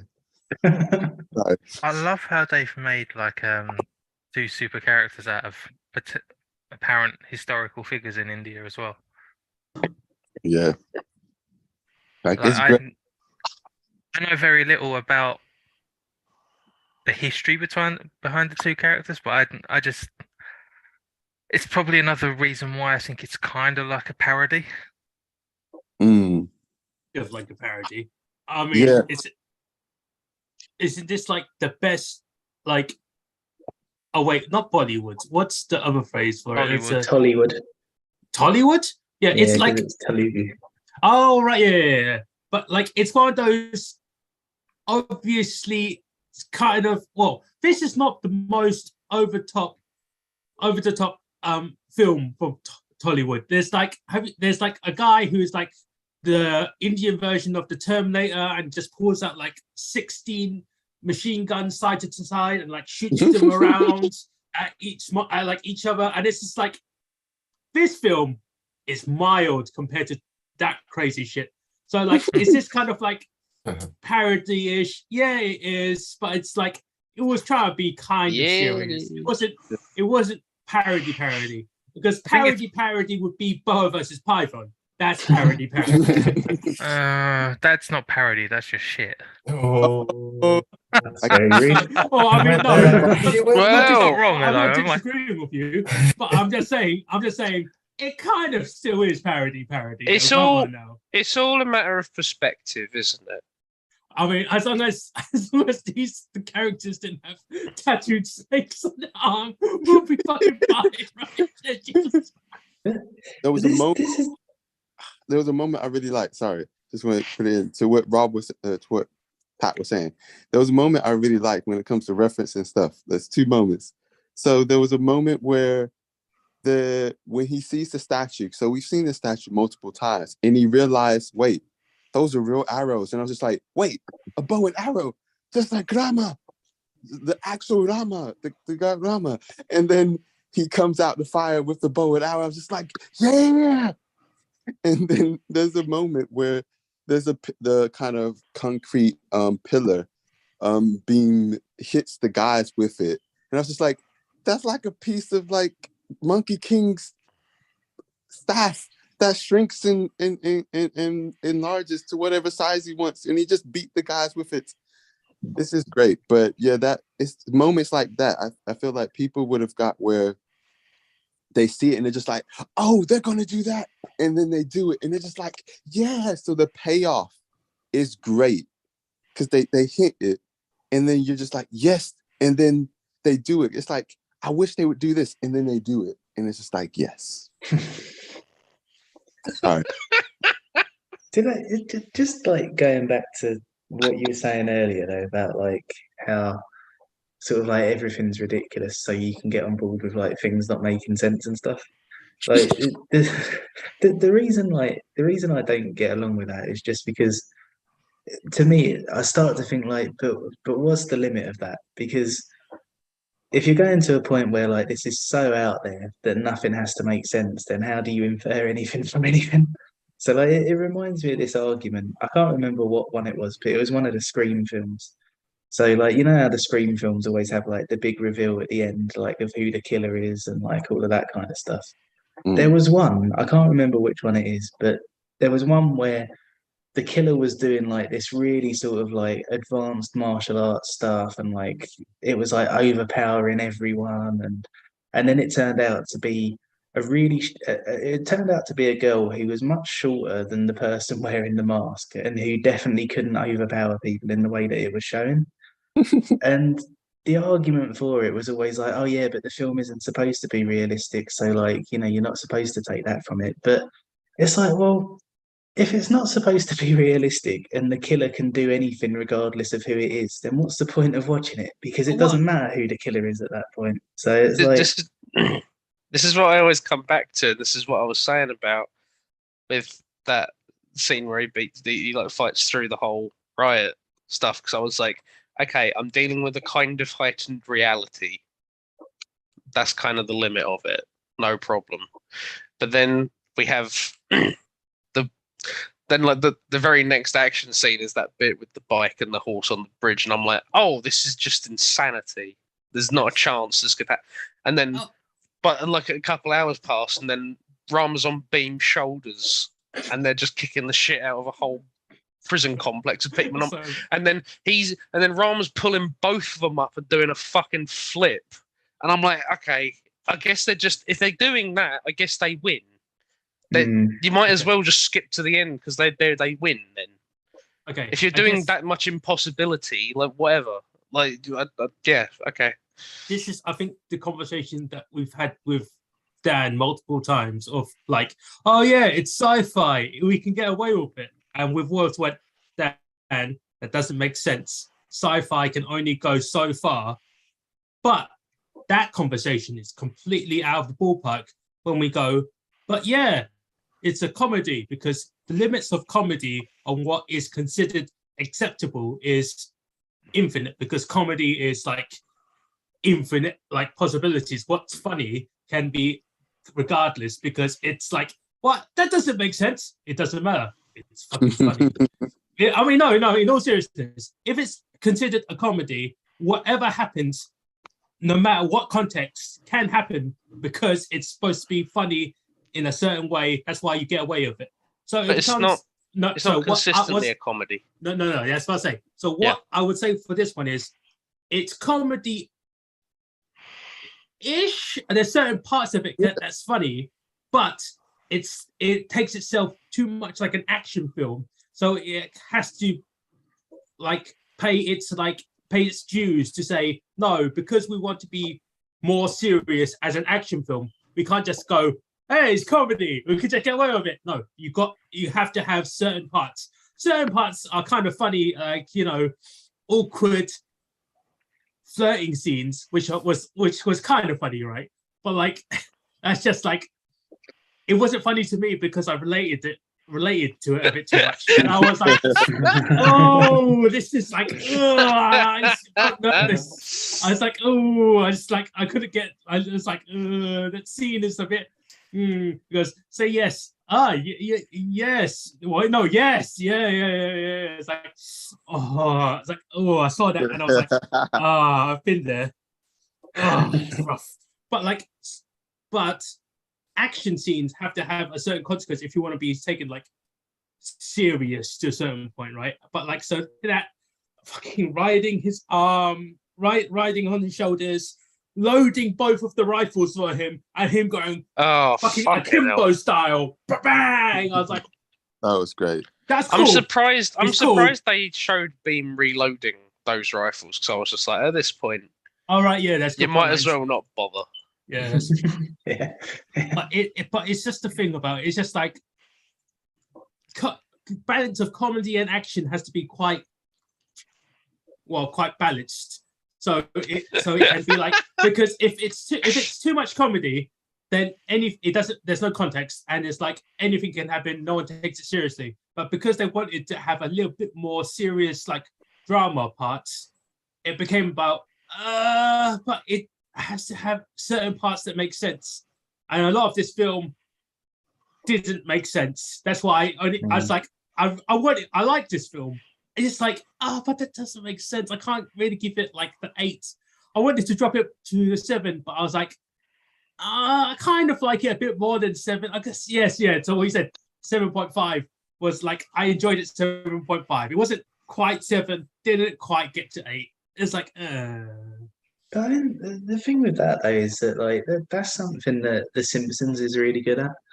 So there's so many examples of bits where like, you know, they'll break the laws of physics in one way or another, and like Homer will do something that's like completely unfeasible in like the realms of possibility. But when there's like a sad scene, like there's a lot of examples where you see sort of like Homer being upset about something and you relate to it and you feel sad yourself. But I think where this doesn't do it anywhere near as well is that the bits that don't make sense a lot of the time are things where you're going like, okay, well I don't know what that character is anymore. So it's like, well, I mean, I feel like you should use a different example because it is animation. I feel like animation, you get a lot of like leeway for what it is, because you don't Mm. necessarily need to have another example, because you could just point to something else. You can point to a different sequence in this film, and you can go, right, well, Beamer being tortured on like the stake thing, like the Jesus bit, Mm. that seems completely incongruous with like, I'm like, right, so he's suffering, but previously he's been walking off like any injury. well, okay, he's beating everybody up, and it's like, what does that? What does him being tortured mean if he's able to just like walk off, jumping off of a building and landing on his feet, and like there's no problem? yeah, And it's yeah, like, right, so if he's doing that, then his body is like constructed differently to that of your average human. well, So I would say If he's being tortured and he's going, yeah, whatever, I don't care, then it's like, oh, it's probably because he's built differently to a different human, so I don't know how much pain he's feeling, so I'm not really engaged in the scene. there is a caveat to that. Is when that lady pulled out that weird mystical thorn whip from her like vagina. God knows where she fucking pulled that fucking whip from. Because it's just like, oh, he's not bleeding enough. Use this, and it's like, where the fuck were you hiding that? Did you have that on you for fucking? Where did you pull that? Did you pull that from your ass? What the? Yeah, but that was so. Yeah, but it's only because she pulled out her magic thorn whip from her pussy that everyone went, yeah, that's pretty much what that is. That's like, oh yeah, that reminds me. Do you know that actress is from The Last Crusade as Elsa? yeah.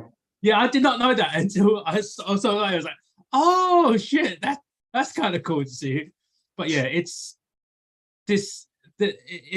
like he got tortured.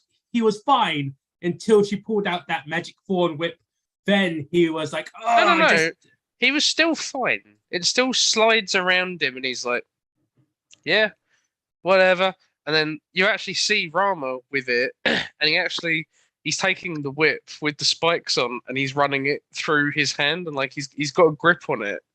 Yeah. And you can see the spikes are all just going through his hand, and it's like, right, so I don't know what to think now. Is that just a shit prop? Is he not actually doing that?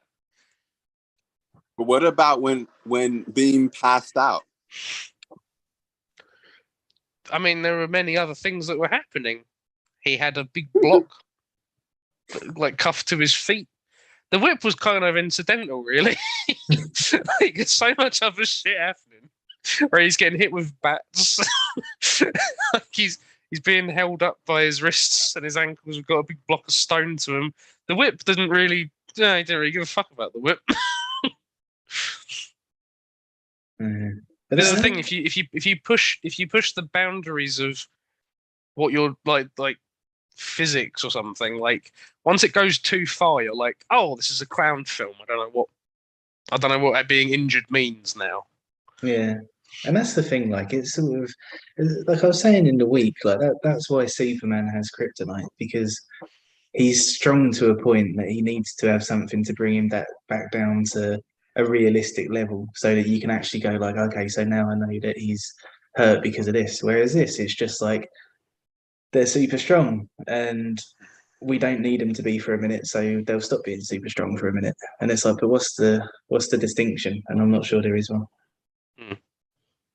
Mind over matter. The song, the power of the song helped him be strong. You can only defeat me when I'm not thinking about it. Yeah. So it's because there That's was why- music and background music. That's why he had power. If we remove the dance and background music, he loses all of his power. And if he's confronted with a white woman. Yes. To be fair, we've all been there. We've all gone, Jesus. I bet she's really rich. There was one, and that's actually I think that. Yeah, well, I'll get to that. Yeah, but so you know the scene where like Ram's giving Beam a piggyback, and then she pulls up and she goes, "What's going on? Are you all right?" So when I was watching that with my mum turned to me and went, "No, that's just how we walk," and that really made me laugh. But now I'm thinking of it in terms of like that character, and it's like, well, how can Beam withstand everything except for a dance challenge? Yeah. I mean, that That's- was that's- like some super dance, right? That's Because- another thing, though, because Rama just loses it on purpose. He could. Well, he yeah, could that's keep what going. makes him the best wingman, because he was starting off and he was Yeah. like, he saw the girl, I was like, oh yeah, he's doing it to impress the girl. What? But there's no he takes a physical literal limitation. fall. He until takes a they literal go- fall. I'd better do that. Yeah, and that's the thing, because like you've seen all of these like ridiculous feats of like physicality from him, like running away from a tiger and like all of this stuff. And then the dance challenge is going on, and they make a point of Ram losing it on purpose. And at the time, you're going like, "Oh yeah, it's because these two guys could just go all day. Like, there's nothing stopping them from this because this is like such a small thing for them." But it's like, "Oh no, no, Beam actually is knackered. He needs a piggyback now, even though he's got this like super physicality." And it's just the only reason for that scene was that we wanted to show that Ram is his mate, just like the other scenes that do that. Like, it's- Can I just say as well, on a different tangential note, I really dislike the choice to have this love story or like this like kind of romance story, but you have Ram who's able to like translate for both of them, but he just keeps not being in the scenes. And I was like, if he's in the scenes, then he could hear Beam saying things and he could go, I'm going to pretend you said something sexy. And then he says something sexy and she's like, and then she goes, and he's like, oh yeah, she said something really relatable. And Beam's like, oh. And then, but instead they just keep having Ramen not in the scenes. And I'm like, right, so we've now got 3 scenes where they can't communicate with each other. Why do you keep having Ramen not in the scenes? How do you escalate this? Because you can't until one of them learns the other person's language. If they can, And she's communicate British, with so each she's other. not going to learn another language. She's got her language, and everyone else has to learn hers. They could communicate with each other through looks and sign languages. That's how we Rubbish. discuss. We've Rubbish. established this already. They can communicate with sign languages and looks. And him What? going, oh, don't call me ma'am. My name is Jenny. Okay, your name is. Don't call me ma'am. My name is Jenny. Okay. Okay, that's how they communicate. But that's what I was saying earlier, though, right? So, like in something like The Simpsons, when they break the laws of physics and when they do something that's impossible, it's never at the expense of a character. Whereas in this, you're going, oh, maybe he is thinking, I'll just communicate how I communicated on that bridge. Like it's silly. I would love the idea that she just does the exact same hand movements, and he's like, "Oh my god, we're gonna be best friends. Let's go and save a child from a flaming lake, and then we'll get a rope. You get on the horse this time. I'll have a bike, and we'll jump off a bridge, and you get the flag."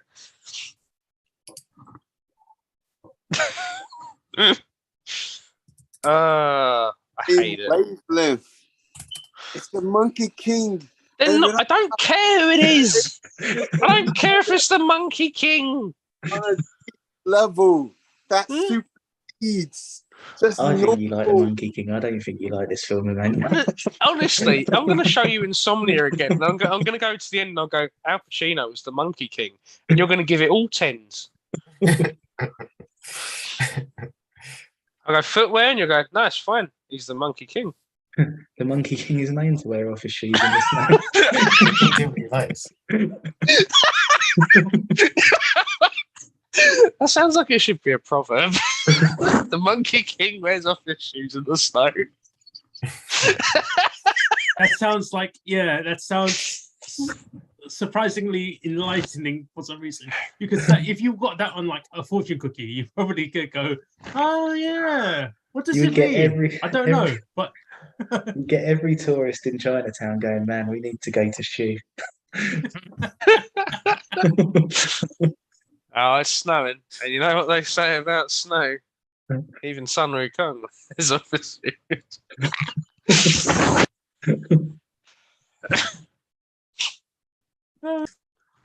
Fuck's sake.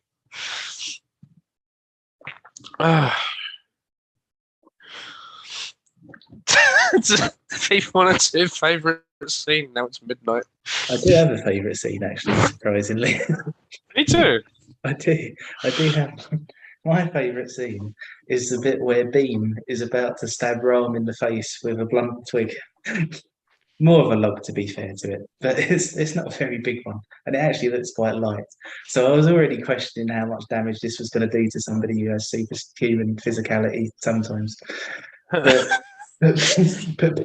Beam spares Ram by like hitting next to his head, and then some soldiers turn up, and Ram manages to overcome them by like crowd surfing them and just letting them have like a limb each.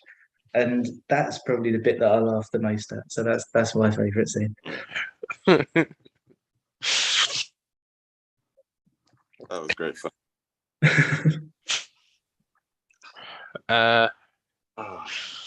My favourite bit's the bit with Rama's dad. That whole bit just escalates really, really well, and it's only ruined by the Hindu translation of the original Telugu, and then that Hindu translation being Hindi. translated into England. I don't give a fuck. Being translated into English, and then they don't get the tenses completely. I don't give a shit. They don't get the tenses completely correct, and so the British guy goes, "Did you think you could take on us?" And I was like, "Take us on, fuck's sake." That was mine. Oh yeah. Because of something Camilla said, I wonder how many of them were actually South African. That explains it. Fuck those people. My favourite scene, I think everyone knows by now, is the big dance scene. That was the one Fucking love scene it. where I was like, Pat's gonna rip this. Nacho. That one, and after the breakout of the prison, and they become like a transformer, or not a transformer. Or a person of transform. the fucking, what's the transformation in Power Rangers called again? I can't remember. I don't remember. Get on the shoulder. like- Yeah. The Japanese translation is called is either henshin or hentai, or which version. Like Isn't depends- hentai?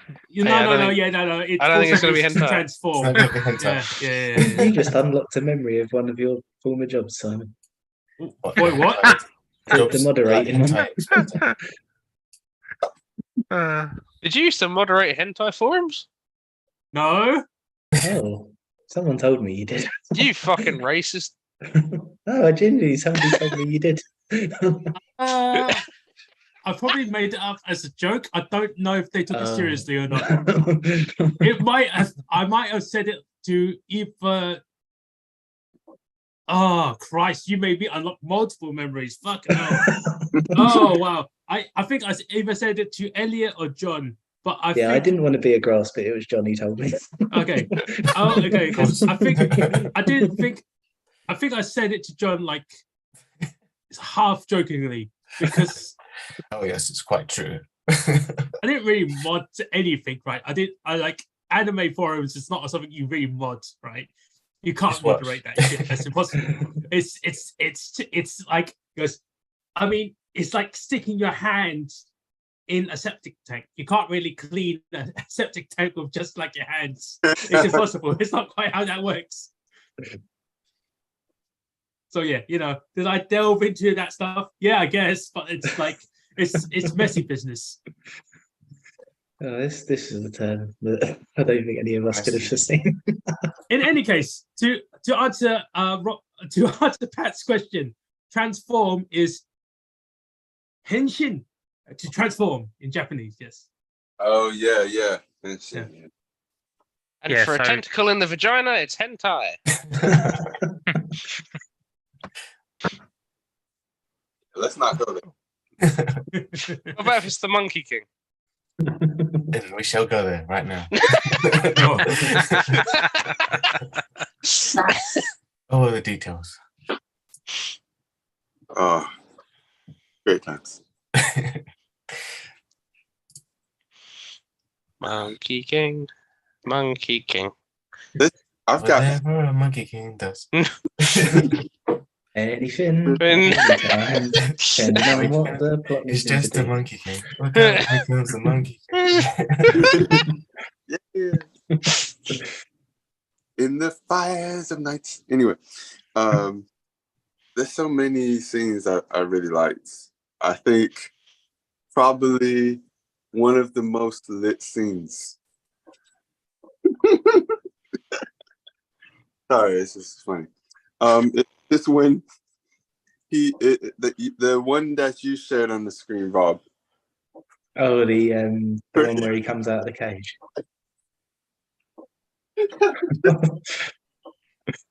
Oh, man. Yeah. Oh no, that scene, the scene, like Pat said, where they're on each other's shoulders. That was awesome. That whole scene is great. Fuck you. The scene, even though at first I was like, because obviously we didn't understand what his mission was until much later, but in terms of just how badass he was, Raj at the start of the film, when he just went through the crowd of people and came back and got this guy like a madman. He was just like, this guy's freaking crazy. The whole thing is just like, he's still going. Like he ain't gonna stop. Man. Like that, I did like that. I'm scared of that bugger. Yeah. There was, I think, there's multiple scenes. I could probably pick a lot of scenes. The dancing one, but most specifically when it like finally pays off. Why they keep going to the silver tray? What is this going to be used for? And I'm guessing that's more of a reference to one of the instruments. And then he obviously uses it as an instrument, like on the drums. And it's just great.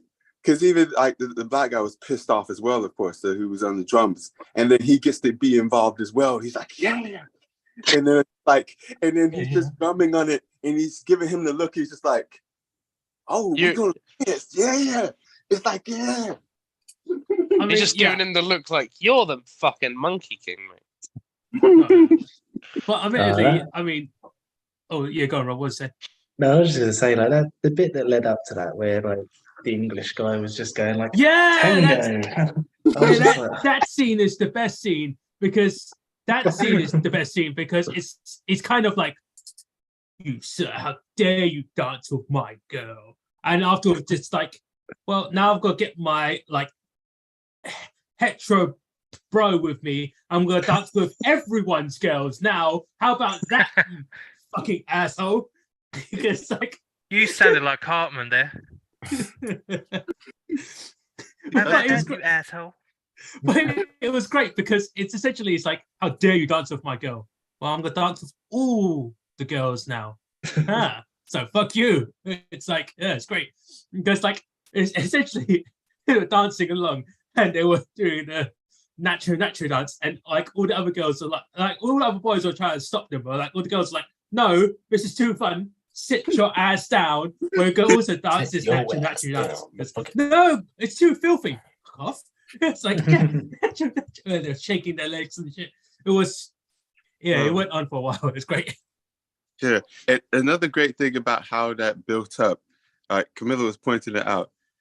He was pointing out, like, I think all the dances he was doing pretty much were dances taken from other cultures, other minorities, developed by other people that they took. Like, it's that whole kind of thing, like, oh, we've taken this and refined it, but you didn't make it. Like, you've just taken it from people, and now you're trying to show it off like it's yours in front of this guy, and now they're going to show you up with their own culture. And it's just like, that's a good, like, I like how they did that. And yeah, and it paid off. do you know, there's one scene that was cut out of the Netflix version that I think if we got, it might have been my favourite scene. And I've just sent a screenshot of it, well, a picture of it to the chat.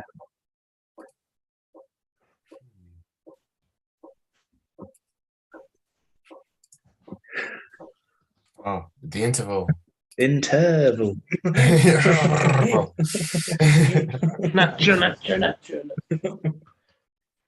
Oh, you shared it. Oh. Intermediate. I mean, they were getting ready for the fireworks, so that's why it's like ridiculousness. They'd already used all of their singular R's at the title cards at the start. So they had to use all three for this one. So, I mean, dance scene is definitely best scene. And like, yeah, pretty much, yeah. A lot, there's sort of things that are like, oh yeah, that's kind of cool. Then other parts next to it is kind of weird. Actually, it's like, this is my favorite scene is the dance scene, or them dancing with everyone's scene, I guess. There is a question like, what was okay? Beam is his normal name. Then his fake name is Actor. Actor. Yeah. I feel like The persona his Muslim name is Actor. yeah.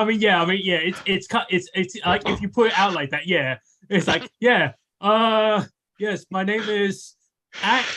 Oh, yeah. My name's actually not my real name. I mean, whoops. Yes, but that's great. That's a double. It's like a double thingy, like because Double entendre.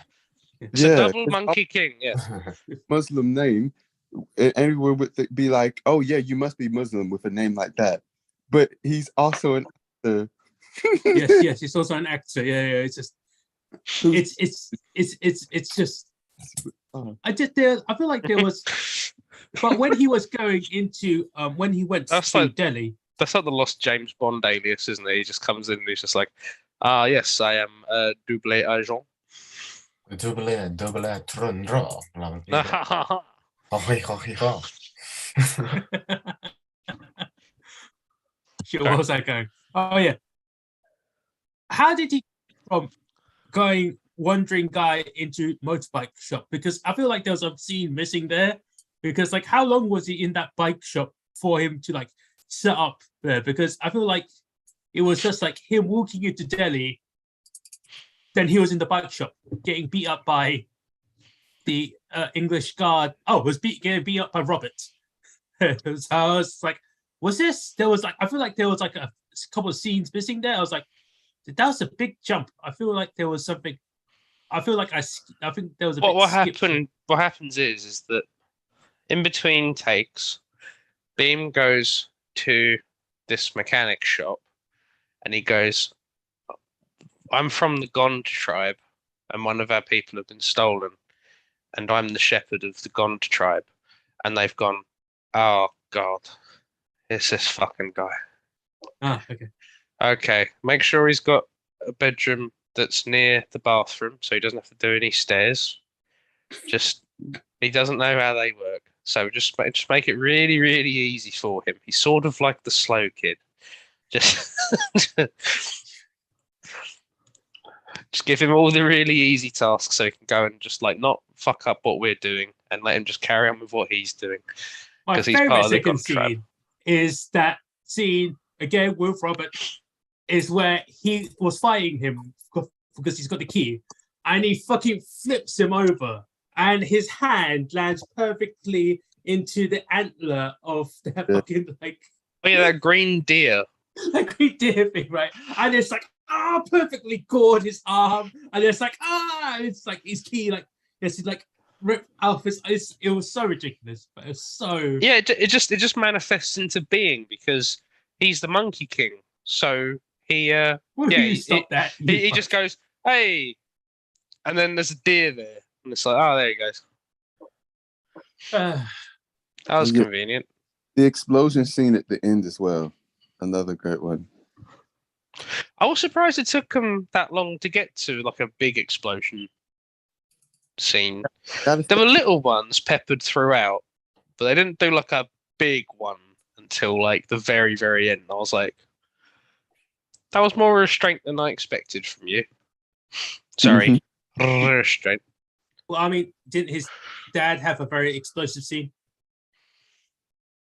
But yeah, that's what I mean. Like, it wasn't like a giant building exploded. It was just Right. You meant like massive fireball scene, right? I was about to say, Yeah. it's like, okay, fair enough.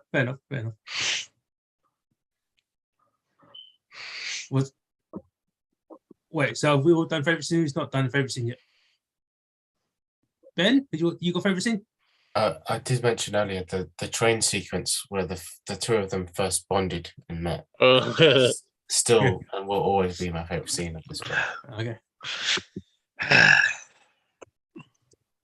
All right. Robert, you as well? You got what? Did you do your favorite scene? What's your favorite scene? He was Yeah, the first man. to do his favorite scene. Okay. Mine's the crowd surf scene. I gotta say, I do feel bad for Rama in that scene because it's just like, damn, circumstances really went against you there. The vehicle flew inexplicably to the right. you rolled out of there and you just landed onto like a sharp little bit of tree, and now you've got an injury which is not acknowledged until later when it needs to be. And then you beat up about 6 fucking people, and then you're running after the girl, and then you see a bloke like 3 miles away with a sniper rifle, and you're like, fuck, I've got to do something about that. And then while you're doing something about that, Beam sees you, thinks that you're going to kill the girl, and then he's like going to smack you with a fucking blunt log. It's like, man, if anything was at like just a slightly different angle, if any one element was at a different angle, that would have all gone completely fine. But it happened to all be happening at just the wrong angle, so that Rama ends up looking like a dickhead. Would you call that a contrivance? Yeah, I'd call that a fucking contrivance. It's all of it's contrived. Okay. There's so much contrivance. I didn't know where to fucking look. I gave up looking at them less than an hour in. I was just like, this is already a fucking one. I think I said that to Rob, actually. You were like, I don't know what I'm supposed to do to score this. And I went, well, stories are 1. So that should get you started off. I ended up giving it a 2 because of Rama, specifically. So I gave it 1.5 on the strength of it not being the full. Oh, Wow. Brutal. oh man. Brutal, yeah. I feel like we've only scratched the surface of what the fuck's in this film. There's so much. I'm I mean, like, there's points where you can go like when he finally gets into the house because of Jenny, and he's like, he can hear Mali singing, and like he's like, so I sneak around all Metal Gear Solid style, and it's just like he's like snakes. Yeah, he snakes around until he finds her. Afterwards, she's crying, and it's like, hey, don't cry. Okay, it's like, oh, you gotta alert the guards. We're gonna be calm. And goes, please stop crying. And afterwards, he tells her, to be quiet and be calm. Then he starts singing. Then I was like, did you just fucking tell her to be quiet? Why are you singing right now? It's like, I feel like that's opposite of what you wanted to do. He goes, shh. I love that her talking is enough for Robert to go, hang on a fucking minute. And he's close enough to hear her. And then he starts walking toward him, and then he's like, well, now for a little song. He's like, in the ghetto. And I'm just like, hang on. What are you doing? I feel like he might have got lost and had to turn himself around. He was like, oh shit, this is not the right way. Fuck, That's great. Intruders in the castle. Ah, fuck, I'm lost. It was a lullaby to calm her down. Oh, Yeah, yeah. He's the yeah, Monkey but King. he Simon's just the sings- Monkey King. We've been over this. Yeah, It's but he fine. sings loudly, and like that's kind of what alerts Robert to go over to him. No, if you're the And- Monkey King, you're allowed singing sounds soft when you need it to, even if it is loud. Yeah, okay. Yeah. Want to hear some? Wait, has everyone done their favorite? Yeah, everyone's done their favorite scenes, haven't they? Yeah, the worst I things. think so, yeah. Want to hear some random trivia before we announce? Yeah. next? Yeah, go for it, man. Go on, why not? If anyone's already been on IMDb, please be my guest because I just got on here. So Ratma or Raj and Beam were freedom fighters in India who didn't meet in real life. So like their characters are also based on freedom fighters who actually played a bit cause. Did one of the freedom fighters come from the rainforest after capturing, like, I want to say like a dozen wild animals with the eventual end game to get them all on a truck so that his mate would drive them through some gates so that when he had to infiltrate a castle, they'd drive through some gates and release all these wild animals off of a truck in the face of about, like, I don't know, 2,000 British soldiers who all had muskets. Was that the plan of the actual person? Or did they just make that up for the film? I'm curious. I believe this film is completely fictitious and just based on Okay. what if those two met. Right. Cool. I just wanted to clear that up because that's Beam's plan. I feel like you just wasted the 2 minutes of words. I feel like I wasted 3 hours of my time. But, that's okay. Well, if you thought that, then you've wasted 6 hours because you watched it twice. Well, actually, that's only 50% of the runtime. So you just wasted double your time explaining it to me wrong. Destruction. Yeah, don't bother me.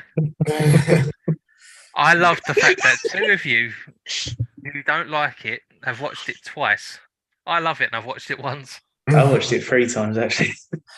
Fucking hell. Oh man. I watched it I twice watched- on my own and once with my mum. I watched it twice and I listened to the soundtrack the whole week.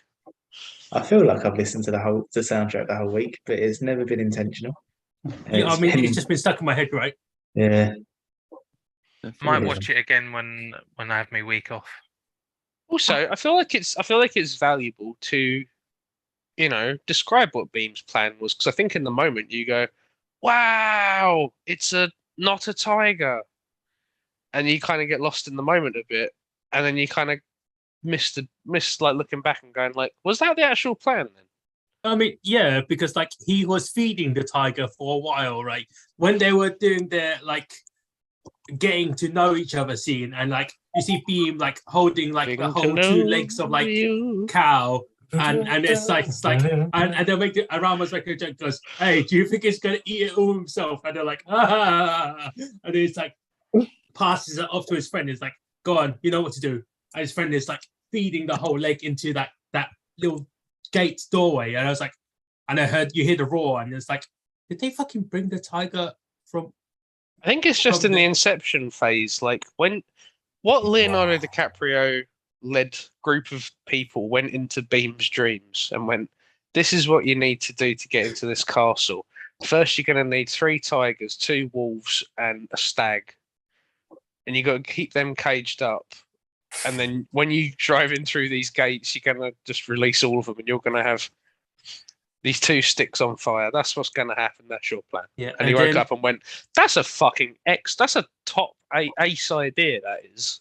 Yeah, and it's then like, when he has to do the cure for the snake, he has to pour liquid on a hot coal and pour it in someone's mouth. Then he knows that if the hot coal stays hot when he pours the liquid, he goes, "Oh no, I'm still in a dream because the coal is still hot." Is that what you want to fucking say next? Yeah, Is that yeah. just some bullshit Inception bullshit that you want to go? Then Yeah. after you guys just play the film, then suddenly someone's gonna go, and it's just go black out. Fuck off, man! Jesus Christ! Jesus Christ! He's the Monkey King. I'm sorry. Man, this went off the rails. The train. No, Sorry, it went off the inside me. rails. This is meant to be a quick fire round kind of thing. Anyway, sorry. Camilla This is- showed some great stuff about Die Hard. It's sorry, I clicked off of it. I'll read it afterwards. Someone's calling one of the members Volturi, Daniel Craig.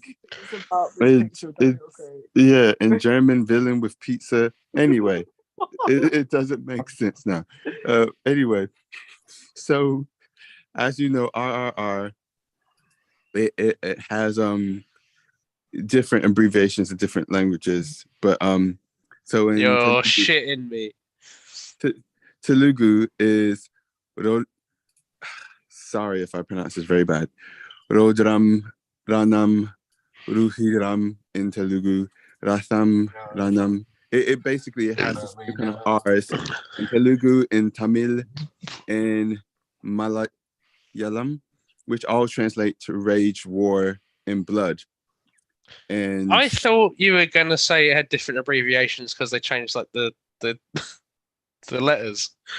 So like No, another country is the letters. it's just LLL, not RR. yeah, they literally, it's just all the R words. Then in one country it's WWW. In Canada, obviously not Canada, but rise or revolt in both Hindi and English. In English. Oh, in English is rise. That's your language. Revolt. Anyway, so you might have been wondering, because I was wondering this as well. I changed it to the Hindi, but I was just like, where's the other languages or Telugu or whatever kind of thing? Because isn't that the original one? Yeah. You might have already known, but basically Netflix only took the Hindi dubbed version, but not the original Telugu or the other dubbed versions in Tamil, Kannada, and the Malayalam, whatever. They basically only took the Hindi of the Indian languages, which really obviously pissed off the director. And I don't understand why they did that. Money reasons, obviously, because they go, "Who is our audience that we can like market it to?"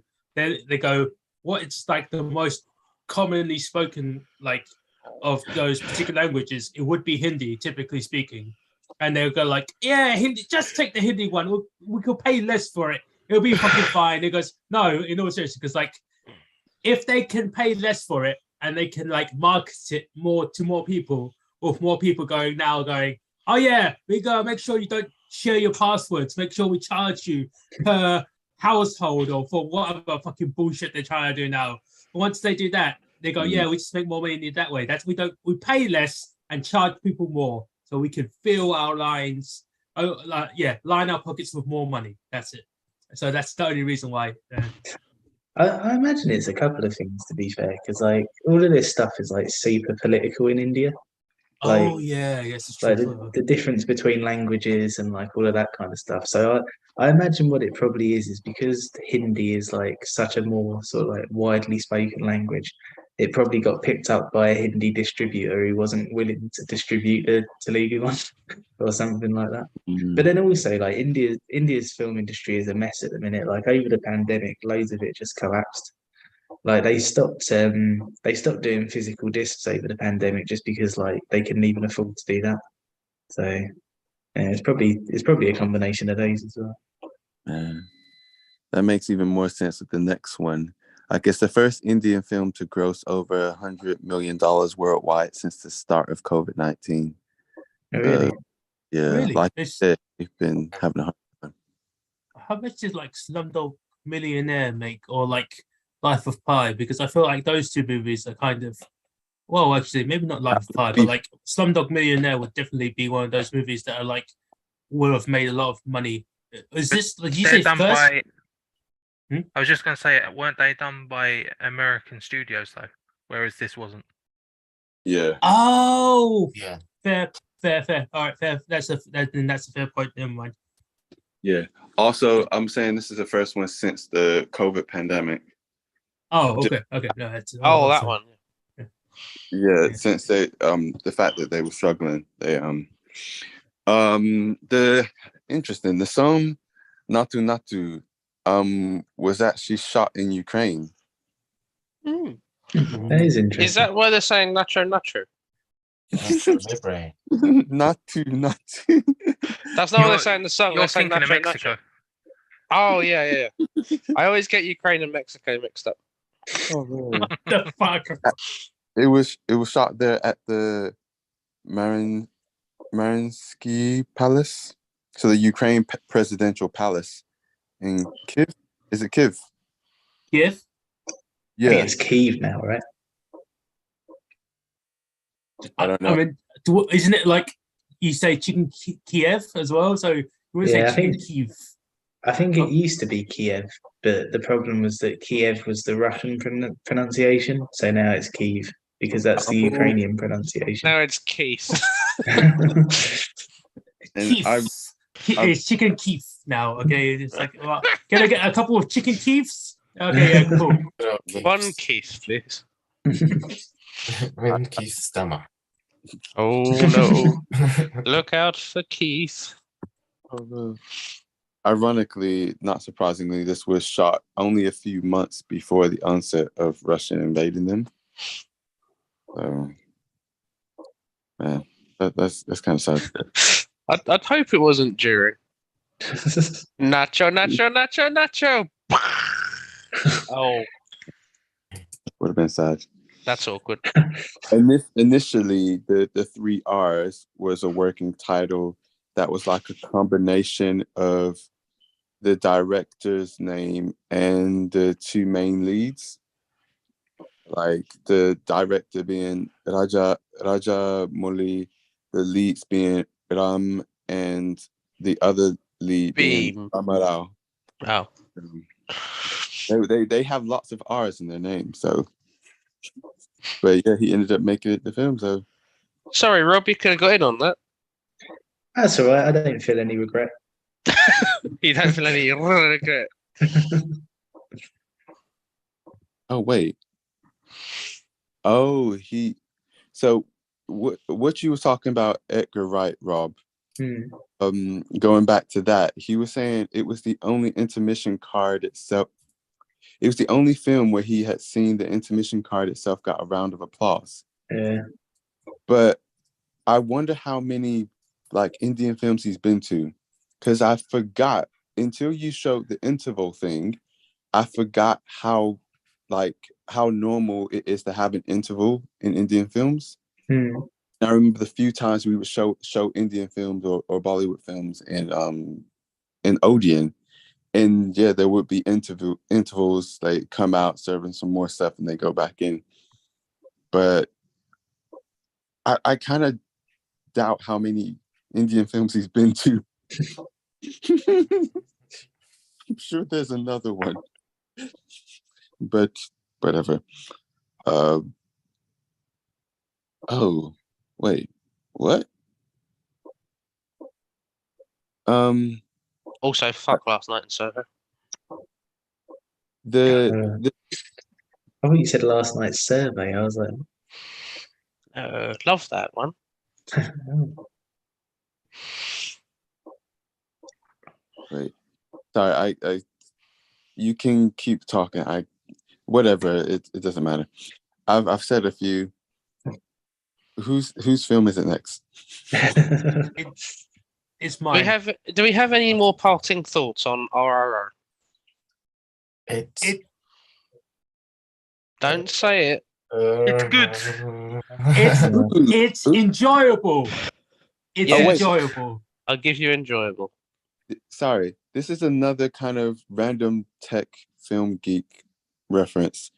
This was shot using the same type of camera in similar but different lenses to the Batman. really.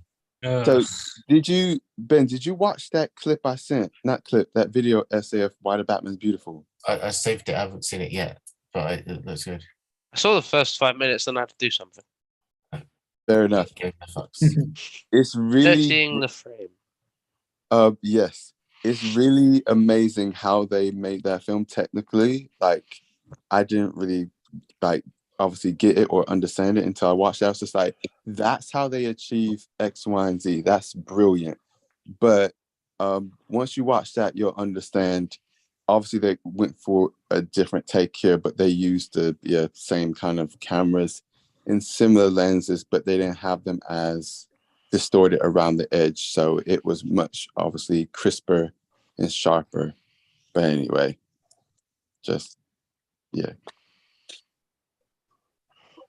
Ram.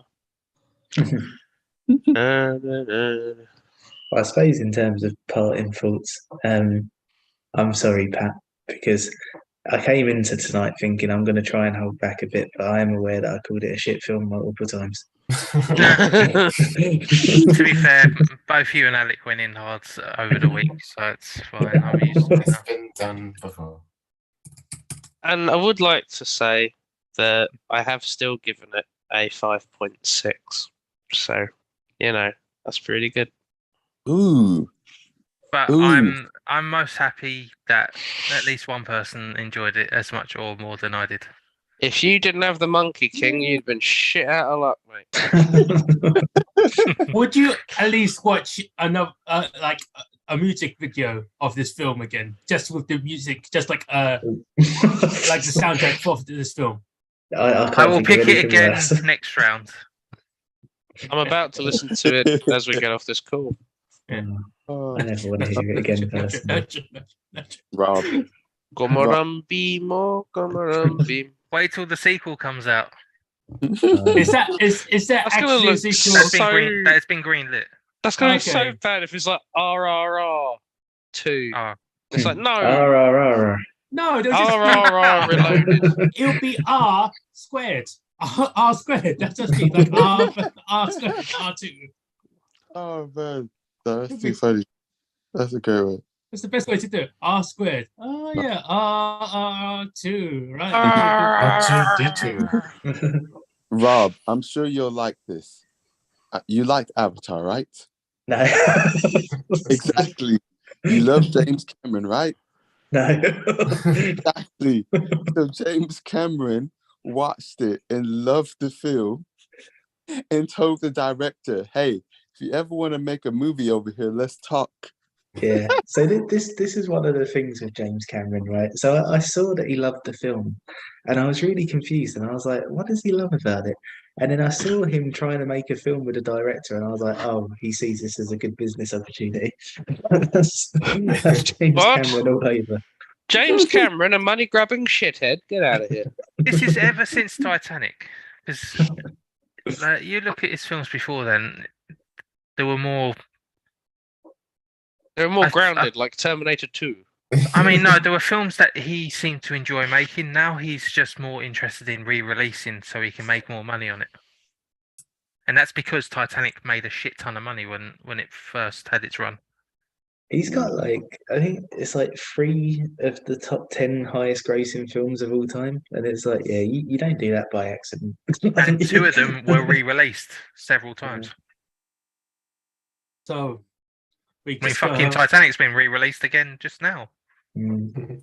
And he's teasing a sequel. Yes. He can fuck his wait, there is a re-release, sequel. and he can fuck his sequel. What'd you say, son? There is like If we called him Actually, no. Son. I'll ignore that. I'll ignore what I just said. There is actually no. There is on my list the Titanic's sequel. Oh, brilliant. What? Really? It's like on my bad list. Just the name of it was just like, what the fuck is this shit? Okay, I'm saving this on my list. So if I have to put out on my bad movie list, it's That's one of my great choices. news. Love that. Right, the Titanic 2, Glacial Drift. Glacial That's what it's called. I was like, if this is, I got to double check if it's actually a real film or not. But if it is, and it's like, if it's a bad movie round, one of my bad movies will be Titanic 2, Glacial Drift. I think I speak for everyone when I say I'm so fucking excited. You don't speak for me. I've just I never googled did. it. I've just googled it, and the whole thing's on YouTube. Oh, There's a title card that says "A century later, lightning strikes twice." Oh, so Oh, that's great. Oh no. any final thoughts on this film before I start? It should be it. We're good for now. Enjoyable. It's enjoyable. It fine. It's not too bad. Yeah, it's kind of It's fine. so. Well, I'm just glad I wasn't going mental when I was sat there going, "What? This is awful," and that there are other people who thought the same as me. There are. Just another person, another 2 people. Yeah, Yeah. that's enough. That's half It's, of us. it's me and your mum. and Ben. And Which Ben. reminds me, has Dan actually scored it yet? No, No. not Oh. yet. And I thought I scored Because late. he's a damn dirty deserter. He's Any also case. ill. Yeah, oh, a he's damn not- yeah, he's- ill, yeah. dirty deserter. Yeah, I So- wouldn't want to watch this with COVID. To be fair. Talking about accidents. Sorry, you weren't actually talking about that. Oh, mentioning an accidents. we probably- That was a great attempt at a segue. While you speak about this thing I want to talk about, you weren't talking about it. I just want to speak about it. Here we go. we almost didn't get this film, or maybe maybe it just delayed it a long while. One of the lead characters fell into barbed wires and smashed his knee as well, like when he was doing the logging scene. Another one got injured when he was rehearsing with a gun, tearing the tendons in his right wrist. Like it's not like even simple injuries. It's like, man, these guys got like actually hurt. I mean, you talk about like especially gun props in like movies. You know, it's just like just people need to check those more. It's terrible business. Did he kick a helmet and break all his toes? And then channel that pain into a performance? No, because he's not Viggo Mortensen. So he can fuck off. Anyways, so need to double check for something first, because essentially the film that I was originally gonna pick was gonna be a sci-fi action film that was anime inspired. Then someone said, "Hey, did you know, Simon, your video is gonna be our 100th video for the channel?" And I was like, "Is it?" And I was like, I guess I won't choose that film. Instead, I would choose a film about, the typically accused, just a bunch of guys around who is just like, just discussing films, just like in the room together. So the film I chose is The Usual Suspects. The typically accused is a brilliant name for the chat this week. Yeah, Oh, interesting. Oh yeah, Usual Suspects. I was like, oh yeah, I mean, if you know the story for The Usual Suspects, I mean, you know what the story is, obviously. But it's like, if you don't know and you kind of like slowly unravel it, it's quite an interesting story the first time you watch it. So it's good. So yeah, that will be my film, The Usual Suspects. The Kevin Spacey one, yeah? Yes. Yes. You had to mention him first, didn't you? Oh, right. While we Brian were Singer- still alive as well. The Brian Singer one, yeah. Yeah. Yeah. So What? it's Is there any other